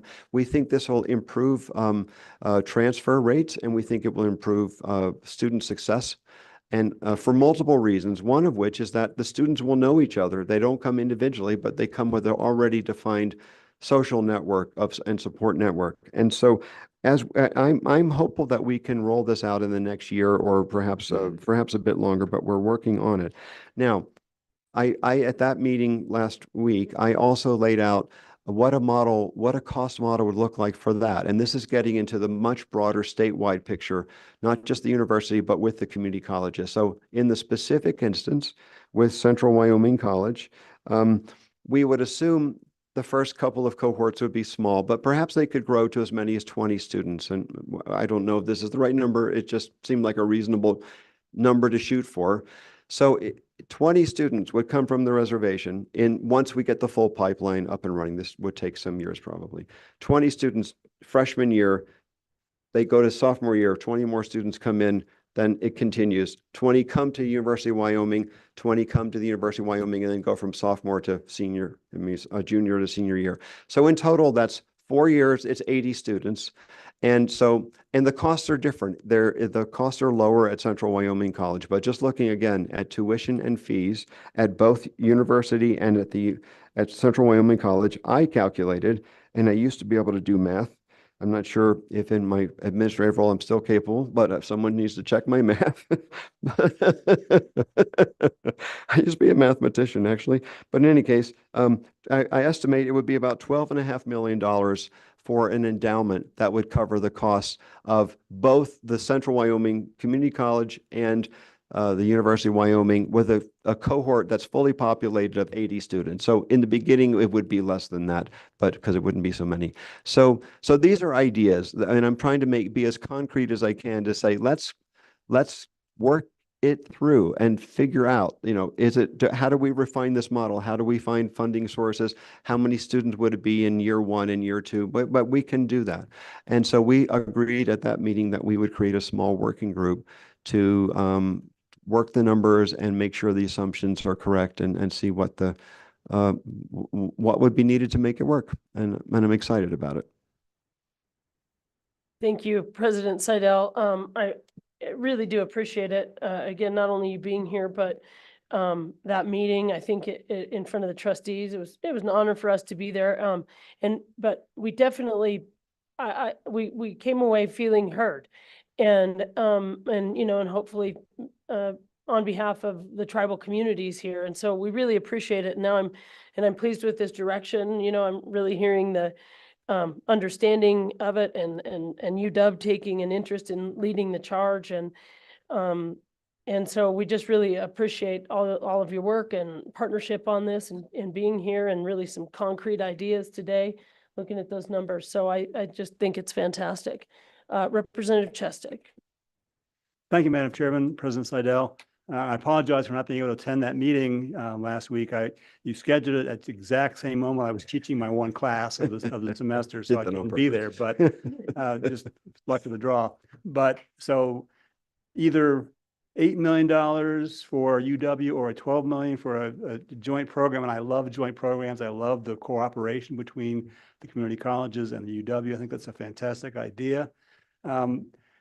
How do we raise that money? And the question that we've been talking about, and I want to put it to you and to the foundation, although foundation's not at the table here, but we've talked about a matching program where donations to the foundation would be matched by the state appropriation in some fashion. So do you think that a matching program would help the foundation to raise either $8 or $12 million, and how do you see that working, if at all? President Seidel. Thanks, Madam Chair, and Representative Chestek. Thanks. I do think a matching fund would be very helpful, and I have some evidence to back that up. So in preparation, we've had about a 2-year running preparation for what I expect will be a proposal for a comprehensive campaign in the spring semester. We'll probably bring this to the trustees. 2 years ago, the trustees put up, or the foundation put up some matching funds from its own reserves, and it was $5 million. And that was for things like both scholarship for student success, and then for also endowed chairs for faculty and for deans and such things. That money was matched extremely quickly. And so people like very much to see that their own money, if they're giving or if it was from a company, could be from multiple kinds of sources, that it is matched. So their money goes further. Last year, we requested from the state legislature, and thank you all for supporting this. We received a $10 million matching fund. Again, for the trustees broke that up into two components, student success and faculty excellence. And that money's been 100% matched now. And we have a pent-up demand for more. We have been talking quietly to some donors here and there around these areas, and I don't have any commitments or anything to report here, but I know that the question is now usually, is there any matching funds available that would incentivize me? So it's been a good model in the past. Years ago, there was matching funds, and while there are other parts of the university, for example, School of Energy Resources and other areas where we have from the legislature also an artificial intelligence matching fund. We're doing well in matching that. So typically it works well. But over the years, we have a very hefty endowment for the university that we're quite proud of. And a good part of that was incentivized by matching over the years. Thank you, President Seidel. Further questions? Go ahead, Madam Co-Chair. Madam Co-Chair, not a question, but just to add on to what was just said, I think, we've had those conversations, but I think we've heard now some frameworks that are out there. I think, at least from my perspective, if I were continuing on in the legislature, I think I'd want to hear more about like what meetings, which if the tribe prefers setting up 2 endowments, one endowment over the other, getting their feedback, and then coming up with a plan. And then at some point, if the university starts on fundraising, gets one of these endowments going or both of them, then what's the right ask, but a little bit more homework to be done before we take it to the legislature for an ask would be my thinking. Representative Cheswick. Thank you, Madam Chairman and Senator Ellis for that reminder. You talked about, President Seidel, a small working group. And who is involved in that working group? I'm assuming that there's going to be members of both tribes, along with the university and the foundation. And so this is a fairly complex thing to set up. Is this money first dollar, last dollar? Those kinds of decisions have to be made. And those need to be made with consultation with the current stakeholders, the people who already have funded scholarships. So who's at the table in the small working group? Thank you, Madam Chair and Representative Chestek. Yeah, we will, of course, be consulting with the tribes. We have not formed the working group yet, just from last week, but we would make it small and we would make sure it's representative. I don't know if VP Smith has any further thoughts on it yet, but we're committed to doing it, and we will move quickly to pull it together. Okay, thank you. And then Vice President Smith, do you also want to speak, or is this a? Sure. All right, thank you. Further questions or comments for President Seidel, Vice President Smith, or the university? Senator Case. Well, I'd specifically like to thank them for taking this charge and coming to visit today and making the trip. I think it shows a lot of commitment, and really appreciate that. And thank you so much. Thank you, Senator Case. I agree, Co-Chairwoman Ellis. And just echoing that, thank you for making time on your agenda. And I know we took more time on the trustees' agenda last week than we had anticipated, but such is the life, right? Thank you so much for Chairman making the time Brown was in. I keeping appreciate track. Yes. this. Thank you. Yeah, we owe you an hour or two. Very good. Thank you. Thank you, gentlemen. And they're here, so we are going to go forward and hear from Central Wyoming College. Thank you, ladies, for being here.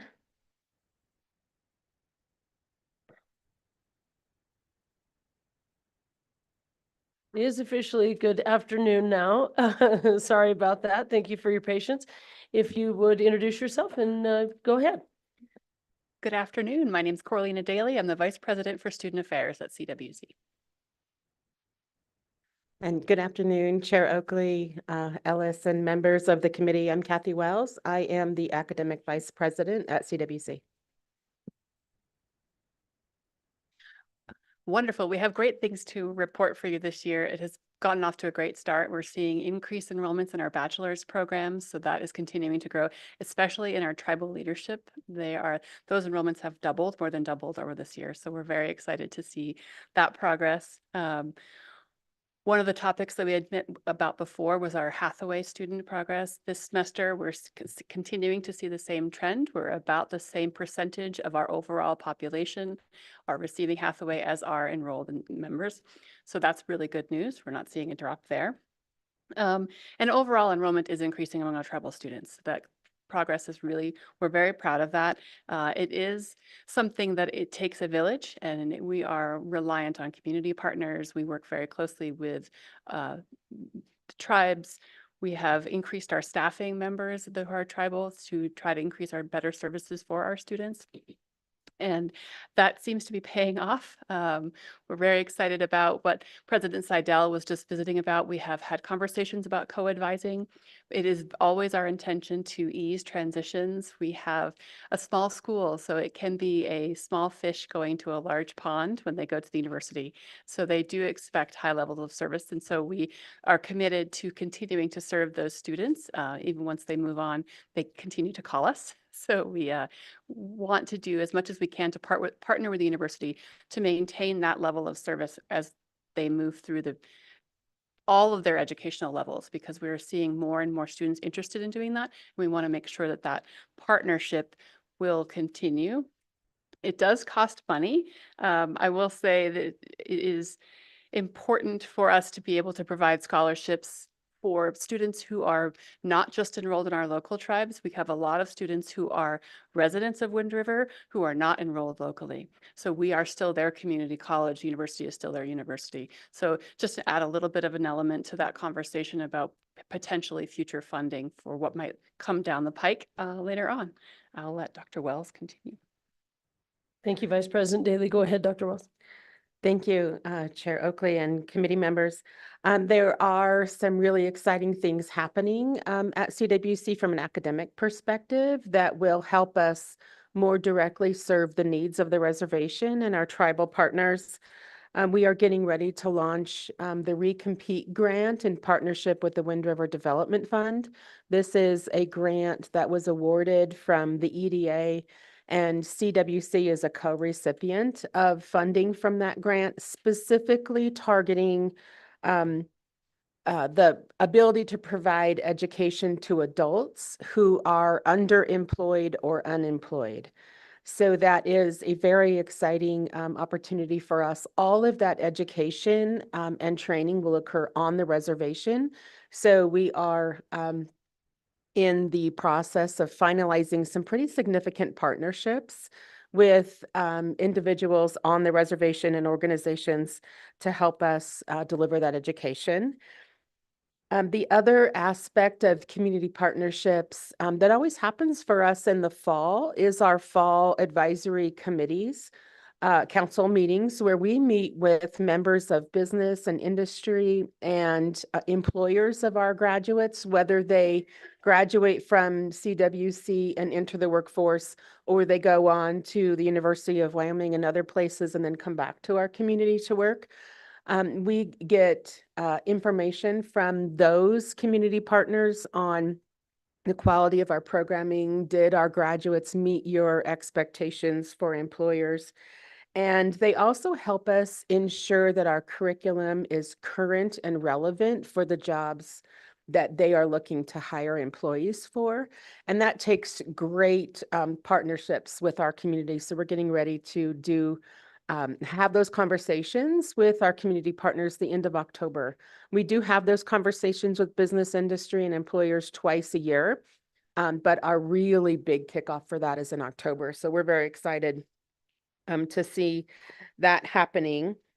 And finally, in partnership with the Wyoming Department of Education, CWC is implementing very actively now our Fremont County CTE initiative, where we are partnering with every Fremont County school district, specifically those school districts on the reservation, to ensure that we have very clear and accessible pathways for students in those schools to follow a pathway to a CTE career.